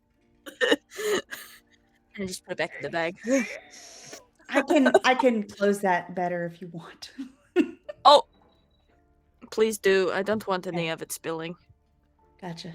She Also closes it better. In the dimensional space, I'm not sure it would spill, but you never can be too careful, and I just put it back. Never-ending spill.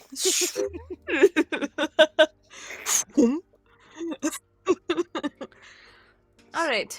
You make conversation, chat, show off your flutes and your staffs.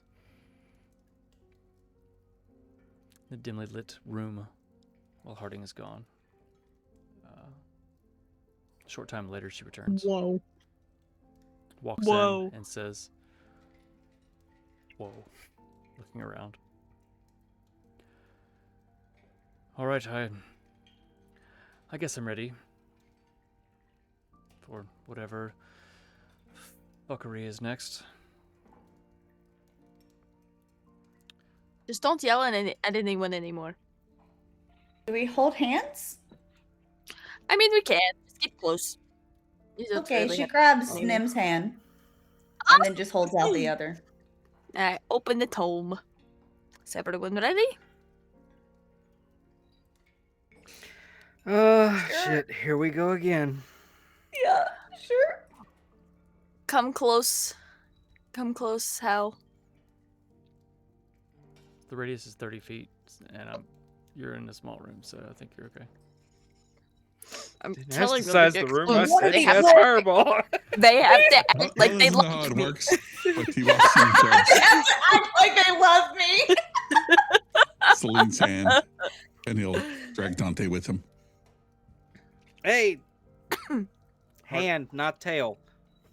Harding steps forward, just arms crossed. The Gleeman steps forward and rests his hand like on her shoulder. And I will look down at my tome. And it's the same page where I wrote the and then scribbled and then never mind. That ink has since faded. You open looking for it, and Yep. it's gone. And I'm going to whisper to the pages, "Take me back to the Ordo, please." And I'm going to will my magic, thinking very hard about the Ordo. And I'm going to try my damnedest to will us to the Ordo Antiquorum and open up a portal. So you all watch as Nim opens the tome and focuses. And there is a flash of bright, spiraling purple energy pulses out, filling the room. And as bright as the light was, your vision immediately goes dark. As you feel your bodies stretch as they're drawn in. It feels like you're falling through nothing. Weightless. Nim, I need you to roll an Arcana check for me. As time passes, Natural 20 for a 28. nice. As time passes, you seem to almost lose a sense of self. You're tumbling through the void. I need to stop the random sounds that are happening.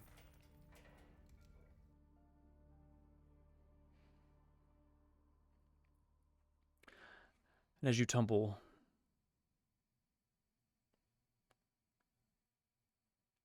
in the distance you see a small pin of light. Quickly growing larger as you tumble towards it. And as you collide with the light, time seems to skip back to life.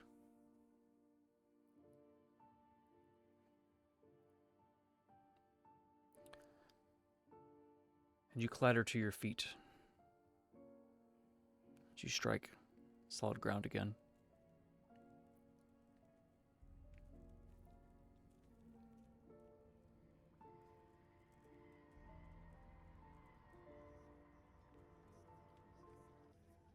It's taking a minute to load. As we land, I would like to say, okay, Before we get there. Sorry, I was trying to get things to work.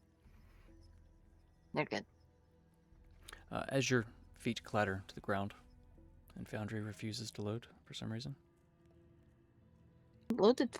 Never Oh, there it mind. is. It's a server. Just forgot to. Yeah. I had to click on it. As you glance around, you seem to be in the crown of a tower that a couple of you have seen before. It's ringed by tall stone arches. There are wide openings that look out to drifting clouds, open night sky. Warm air rolls through this chamber, carrying a steady thunder of a rolling sea crashing against cliffs far below. Braziers and torches burn without smoke along the walls, on the pillars, their lights flickering softly in the warm breeze. The cold of Nord's Helm has been left far, far away.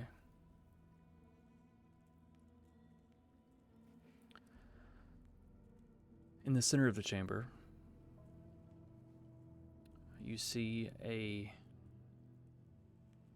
half-orc kneeling. His skin is a greenish complexion. His hair is short at the sides, pulled up in a high, short ponytail in the back. His armor is white, gold trim. He kneels in quiet meditation, unmoving. At the sound of you clattering, he turns his head sharply and stands. You note that his expression shifts from surprise to a wide smile. Click button. Boy! It's my boy! What an unexpected surprise. Hello, old friends. Welcome, new friends. I am Carvix. He bows slightly. Nods to Tom. Hello, Velorin. Gleeman steps forward quickly.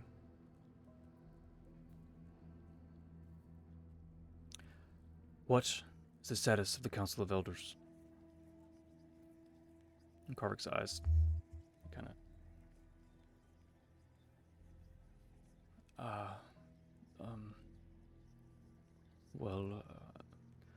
Elder Selsmack is still in Crimson Crag, aiding Queen Rosalind Thane after the theft of an artifact. And Elder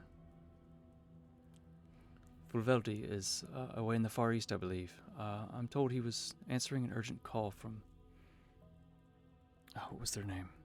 Someone named Jonathan? He left quite suddenly, just hours ago. At this hour, the rest should be here in their beds.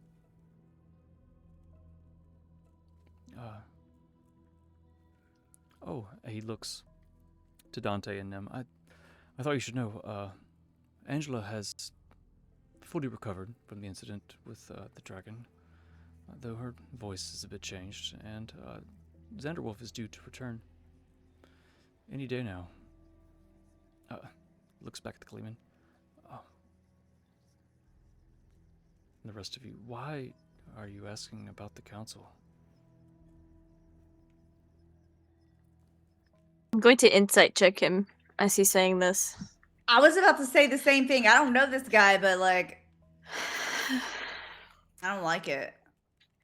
What are you looking for? Like, what are you trying to read in his body language and the way he's speaking? Like, what are you trying to glean from? Nim is looking for the old Carvix. Nim is trying to make sure that even after his long stint in the Shadowfell, he is not acting differently or like twitchy at certain information. Does that make sense? Mhm.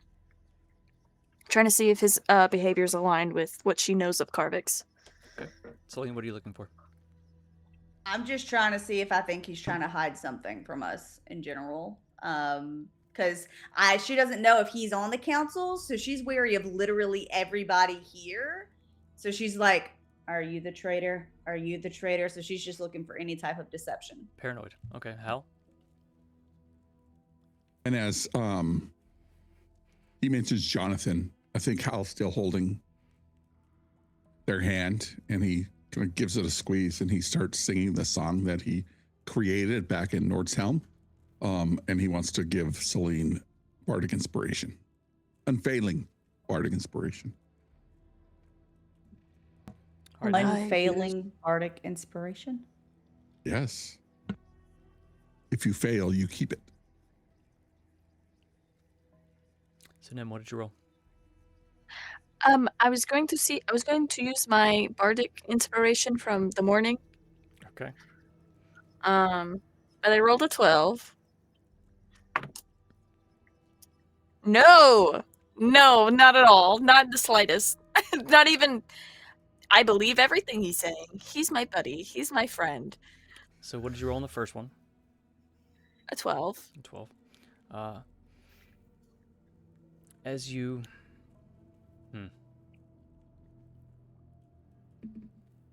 Okay. So you try to draw upon the power that Hal gave you earlier this morning. Doesn't seem to be there.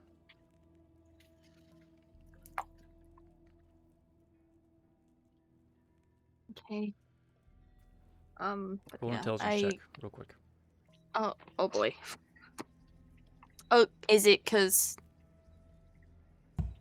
Timey-wimey. because of the timey-wimey? You said intelligence? Mm-hmm. It's 18. Thinking back, you remember that often when traveling through the tome, not always, but sometimes, that time gets weird. And that this morning may not have really been this morning. But even still, with a 12, you said, on insight, Yes. Carvix seems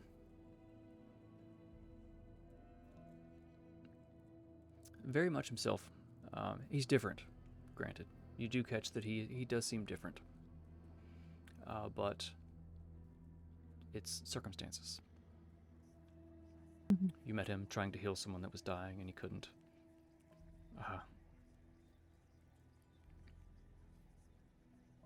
Traveled with him, and then he was banished. You saved him, and he was broken. And he's been here for some time now, and is... You can only assume that this is probably how he actually is. It doesn't seem twitchy. Celine, what are you looking for, again? Seeing if he's sketchy? You just hiding any type of thing from us, like any type of deception. So tells, Okay. I don't know, whatever, because I don't know him, so I don't know what they are. But like, is the bardic a D10? Or... Correct. Okay. 28. You hone in on this guy. You're like, tell me your secrets. Your eyes blaze a little bit. You're staring at him creepily. If he looks sketchy, it's probably because you're staring at him. This new person, you do notice that he glances down and sees that you have a pen somewhere. He visibly softens, knowing that.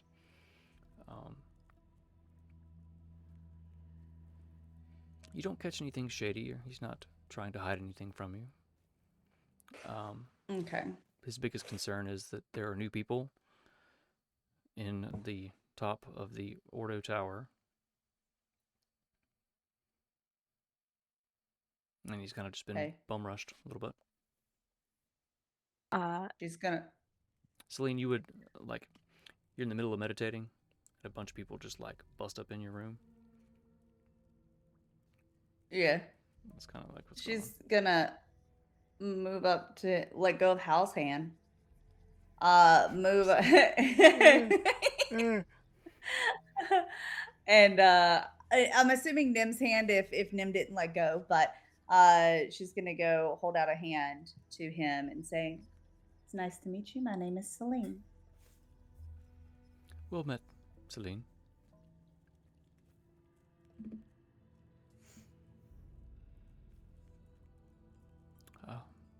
Welcome to the Ordo Sanctum.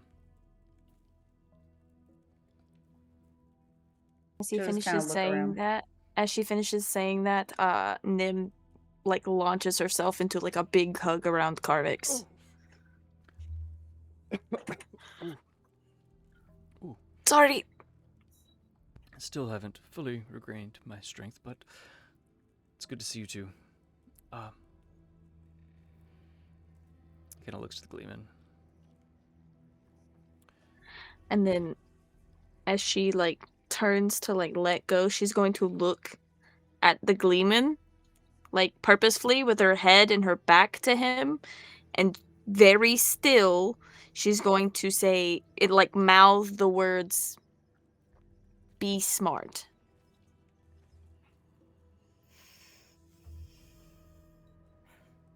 Be smart, be careful," is what she'll say.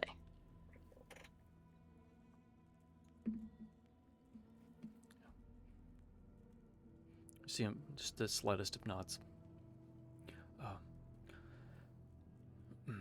Perhaps we should chat somewhere else. Let's go to my quarters. And the Gleeman turns and begins walking off. And Carvix nods, releasing you, Nim. She loops her elbow through his, just like they used to do.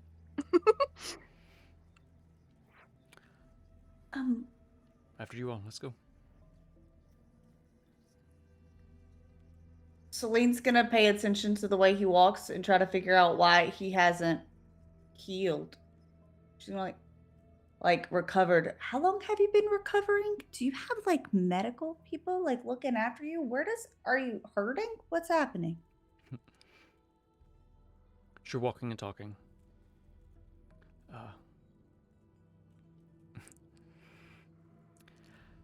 It's a long story. It's somewhat personal. Oh, I'm sorry. But I guess a massage or something wouldn't help then. Probably not. But thank you. Perhaps in time, once we have more than just met, I can tell you some stories, and you can tell me some of yours. Oh, I have plenty. That'd be great. If you're traveling with them now, I'm sure that you do. He kind of looks over at Dante.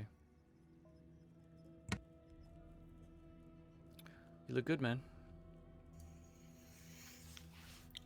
Yeah, you too. Has the road been treating you? Fair and fun, as always. Makes me think you've probably died. Or come damn near close. Doesn't surprise me. Hey, go big or go home, right? Don't I know it? It's good to see you, old friend. It's good to see you too. You've not pissed off any more dragons, have you? Not that I can Not yet. remember.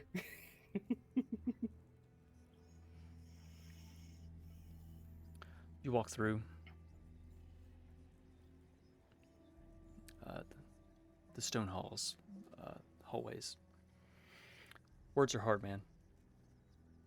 Descending through the tower, you see that there are halls that branch off from time to time. You're moving down the stairs, and Gleeman is moving briskly, his cloak billowing behind him. He's thrown his beard over his shoulder that's also kind of just flapping in the brisk walk. He's muttering every now and then. Eventually you come to a door. He walks up and he grasps the doorknob, and you can hear him muttering a few words. He pushes the door open. Just as it opens, loud creak. He ushers you all in. As you walk in, whoever's last, you hear the door slam and close behind you. And you hear magical locks lock into place. And you walk down a short hall before emerging into a high-ceilinged room.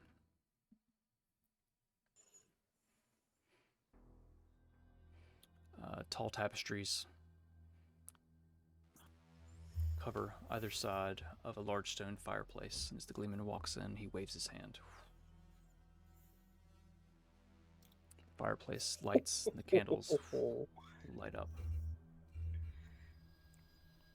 You alright? That was so cool. excited I spit. Because you saw all the books? You saw the books? No, Is that what it was? no, the No, effect when he did the lighting, it kind of lit up on our page like. He's like Oh, he it waves didn't our light hand. up on mine. I have new toys. It And I'm didn't going light to make up them. on mine.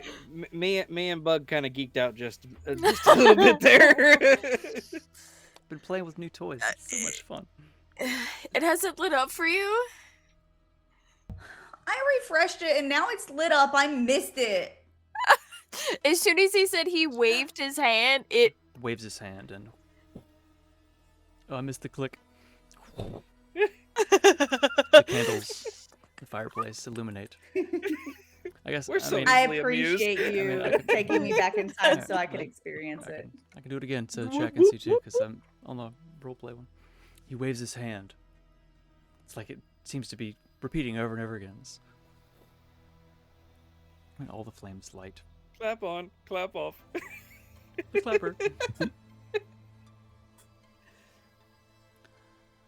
Sorry, continue. I was so excited I spit. I saw that. Right up my face. I saw that.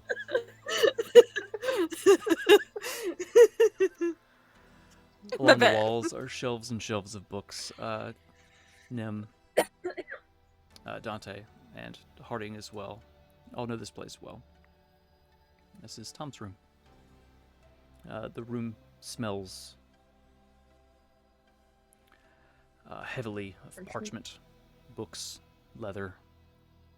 There are several overstuffed armchairs around the room, atop a very plush rug. Kind of feel it squish beneath your feet. Tom moves to the chair nearest the fireplace.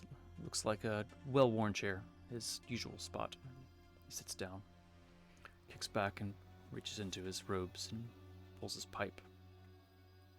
Quiet. As he prepares it, packing it, lighting it. The smell of his very familiar pipe smoke begins to also fill the room.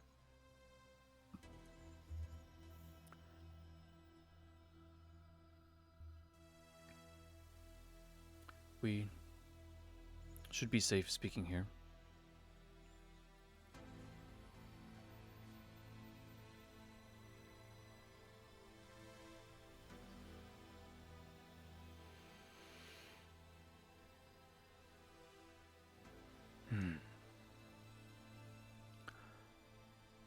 So,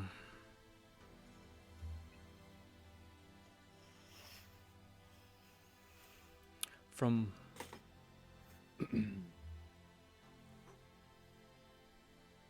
what Karvik's told us, does any of this mean anything to any of you? It was Elder Vivelde. And who else was out? Fulveldi and Fulveldi. Selsmack. Selsmack? Correct. Are you sure I'm spelling these wrong? Yeah, I have them written phonetically, Wasn't if that tells you anything. wasn't and I'm gonna look to I'm going to look to Hal, and wasn't someone you knew named Jonathan?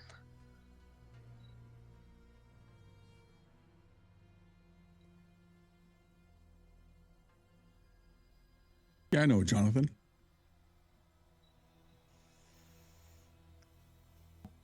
If an elder is going to seek a Jonathan. Did he say where? Karvix?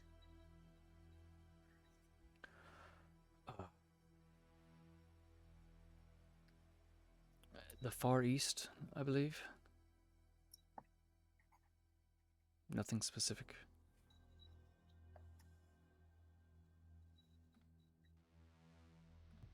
Could it be the same one? Hal? Maybe? I mean, pretty common name in Kandor, so is it coincidental? I'm not sure.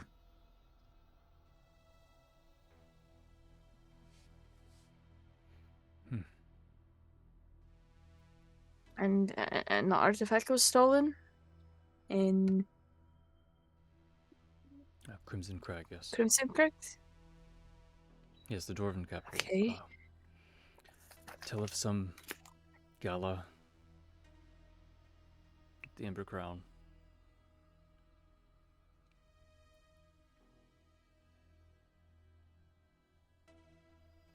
Roddy.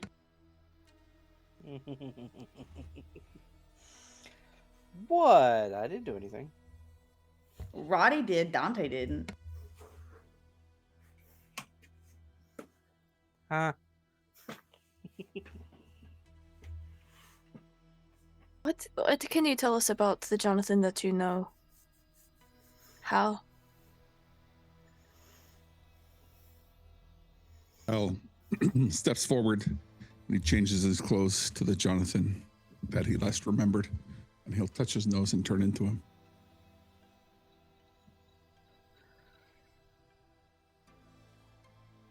He's wearing a red cloak, right?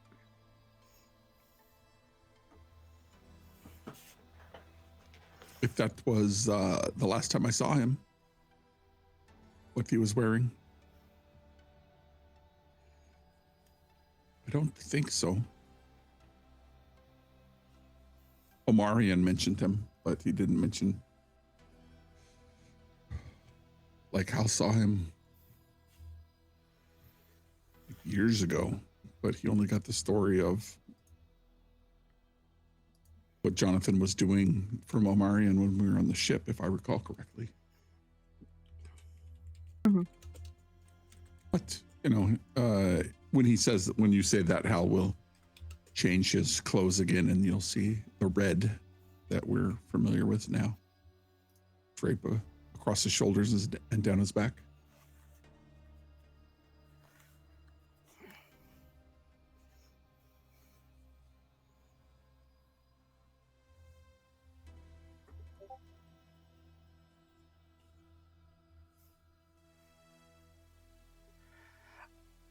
Oh.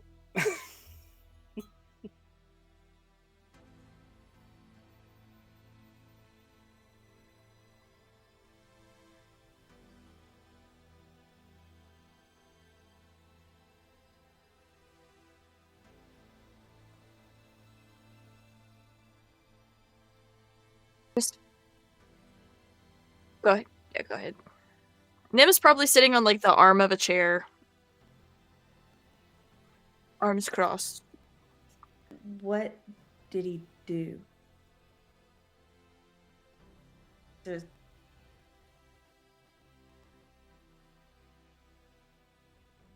I mean, he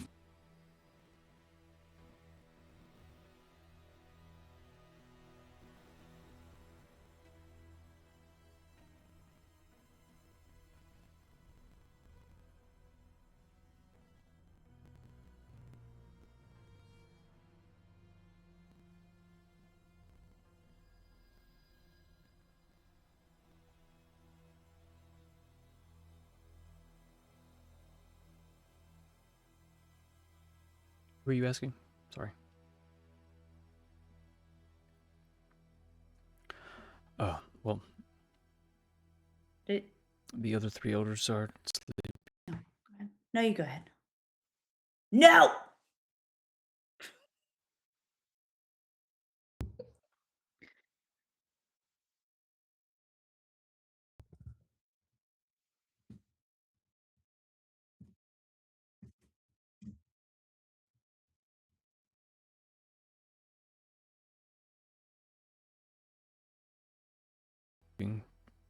Here, according to Carvix, and you look over and Carvix is nodding. There's I couldn't have told you this before, earlier, but now I'm able. There are 5 elders on the council. I need to pull up my notes and make sure I say their names right.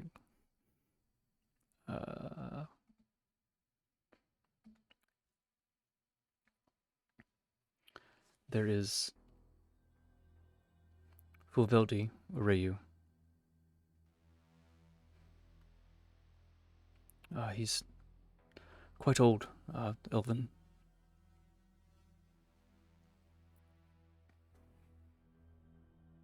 There's a half-elf,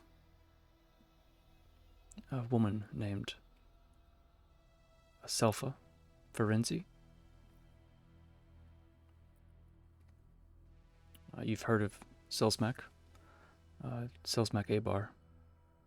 He's a dwarven. That's why he is in Crimson Crag, assisting the stolen artifact.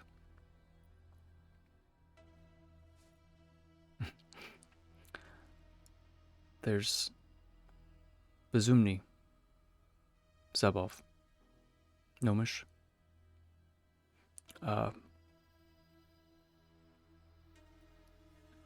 Don't let the crazy fool you. Quite smart.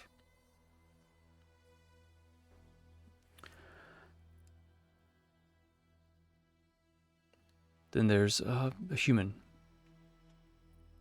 a woman named Ruhalanen 80. How do you say that name? Ruhalanen. It's spelled Ruhallinen. Last name AT which is spelled Aiti.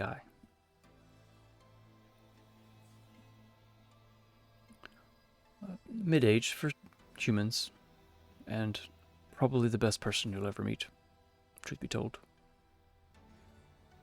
Those are the 5 elders, 3 of which are here, 2 of which are not.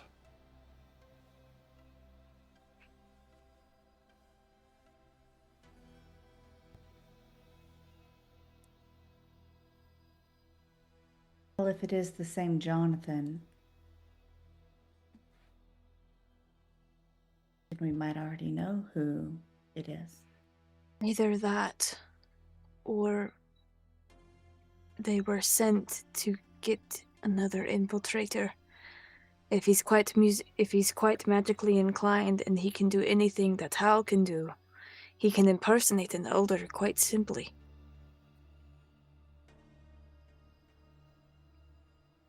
True.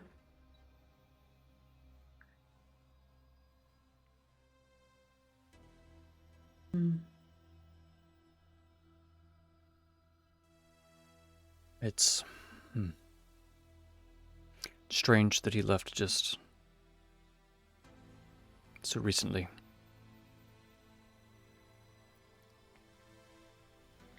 Well, if it is the same Jonathan, some stuff has happened very recently in the cult's following. So, it would make sense. Ordo Stone was just killed. So We also just the hierarchy changed. murdered a minion of his. I guess minion's the wrong word. Servant. Follower. Worshipper.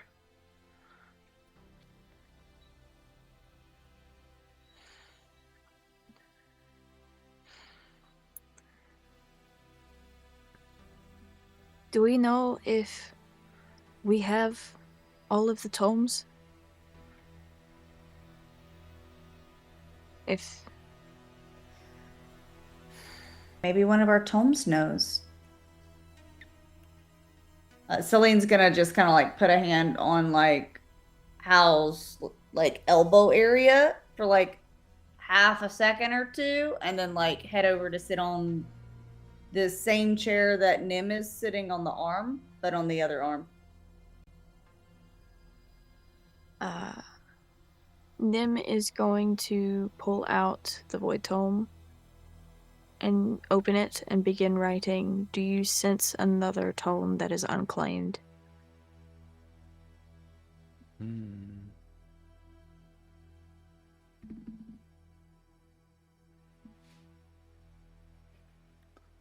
The ink sinks into the page.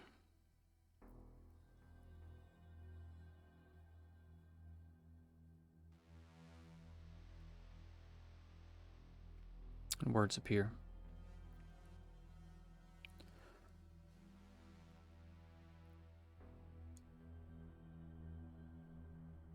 I feel something.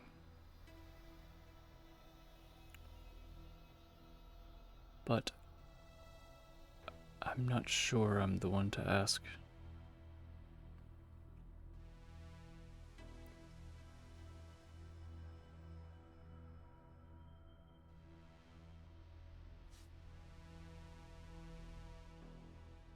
I'm gonna look up at Dante and I'm gonna be like, ask your tome if it can sense another tome that is unclaimed.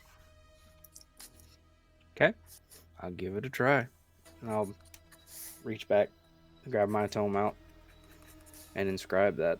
Do you sense any others? And as your scrawl fades into the page, words reappear.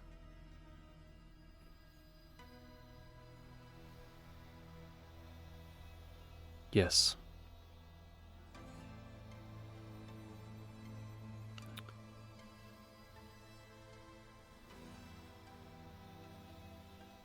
I can feel the path but one more. The book slams closed in your hand. And on the cover, the compass spirals to life, spins rapidly, before stopping hard, pointing to the east.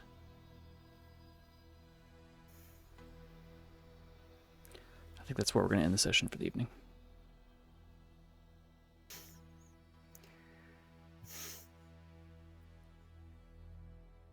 Whoa. Like I can You had still that keyed up, hear. ready to go, huh? That's exactly what she would have said then, too, or at least close to it. A whoa or a holy shit, dudes. That was super fun. That was. Yeah. Okay, let's switch some music up here. Let's take back this for a minute. See if everything breaks, just for fun. Stress test. Let's end the way we began. Apparently the stream is like dropped out so many times tonight. I noticed that. Yeah, like 6 or 7. Yeah, I don't know why. For me, that feels more like internet. I think it's the internet because when we dropped out once, I tried to message y'all on my phone because I rebooted my computer, and even on my phone, I couldn't get a message out on Discord. So I think that's internet. There must be something funky going on. I got great internet. Yeah. Pay a lot for it, so it'll be great. So we can do what we're doing and have a good time. Fuck you, internet. Yeah. I still had a good time. You know what? Me too. I always have a good time with you guys. This is just too much fun, internet or not. Yeah. We talked about it. Like, if the internet wouldn't work, we could just do it, record it, and then we'll just stream it so you guys can watch it afterwards. Yep. And we'd sit and watch it with you guys and hang out and talk shit in the chat. But so you guys think a lot of stuff happened.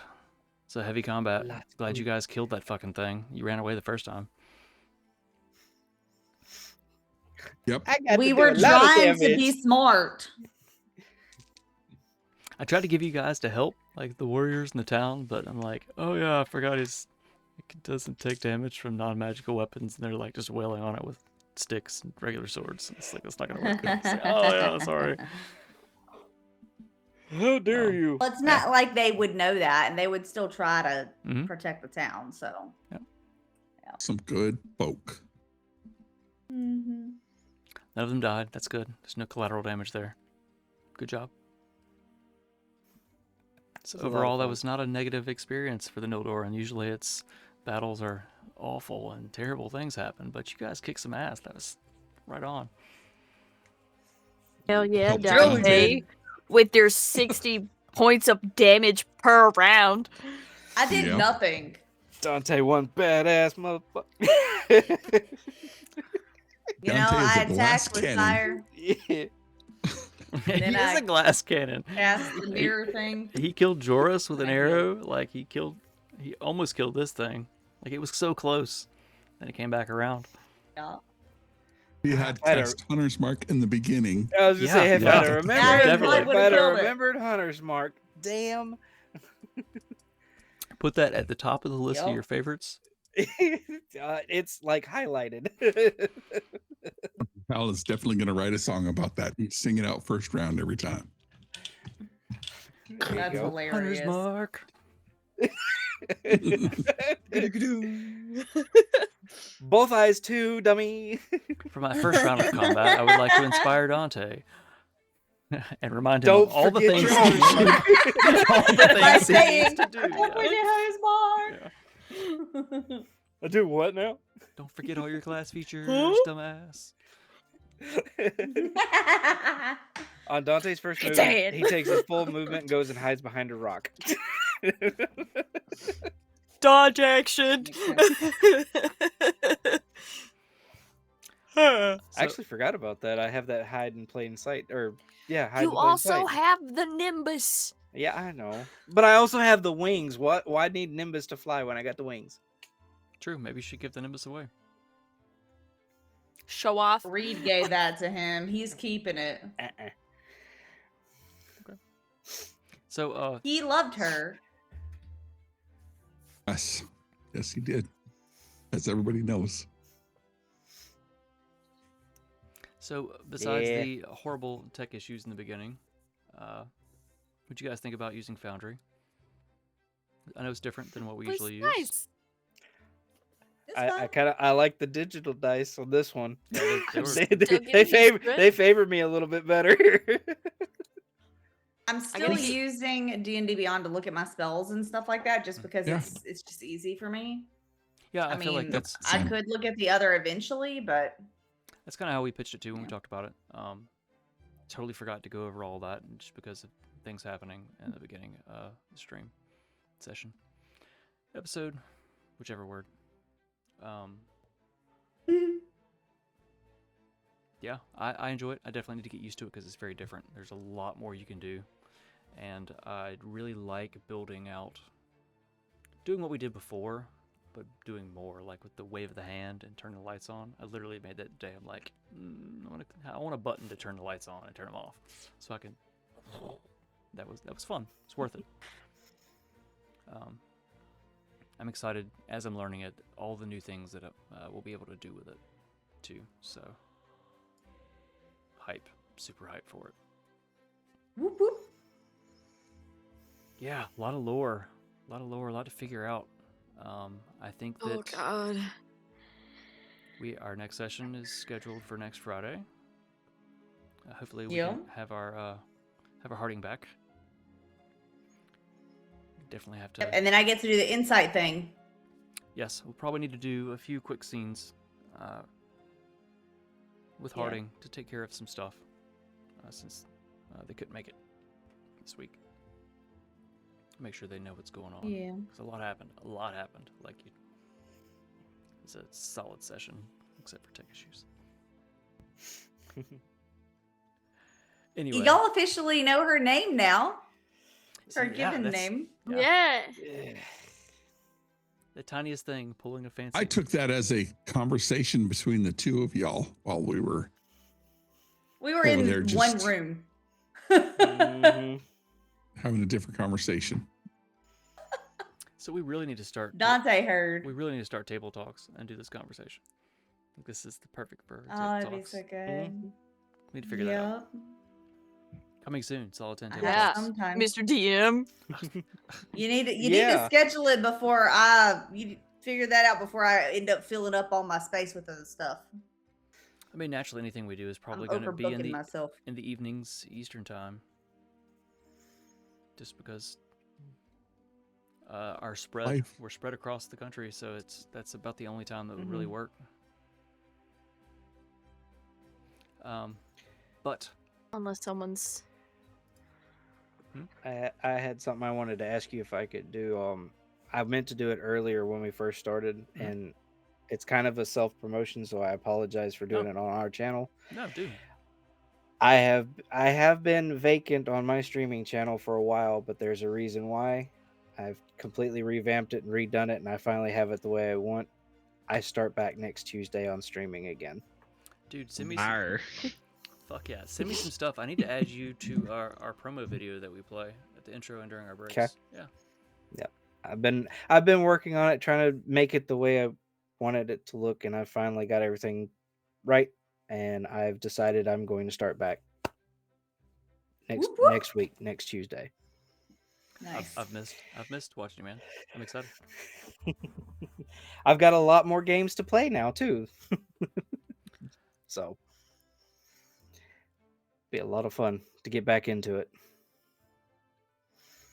I need to get some games I can play. I think I need to get a different kind of computer. So I'm gonna work on that. Got you. I see. I'm gonna work on that. Hal's like, But I think it's a good spot. I want to say thank you all for hanging out with us through our tech issues in the beginning and sticking through the dropouts, and that was a session. Yeah, we really appreciate that. Um, Sticking around. we're grateful for all of you and all the biddies and the subs, the resubs, the follows, anything and everything. You're awesome. Thank you to Nat20 Dicery. Don't forget, if you missed any clips, go back and catch them. You can even watch old stuff and clip it if it's still around. It should stay for a few months. But we're going to find someone to raid, and be sure to share the Soliton love. Spam that Soliton heart emote, and we'll see you next Doomsday. Good night, everybody. Bye. Thanks for hanging out. Da da da da da. We're solid 10 D&D. We have fun rolling dice and make believe. Da da da da da. We love you. Thanks for being you. We're solid 10 D&D. We have fun rolling dice and make believe. We love you. Thanks for being you. We're solid 10 D&D. We have fun rolling dice and make believe. Ooh, ooh, ooh, ooh. We love you. Thanks for being you. We're solid 10 D&D. We have fun. We have fun rolling dice and make believe. It's late, you're great. Share the solid 10 D&D love.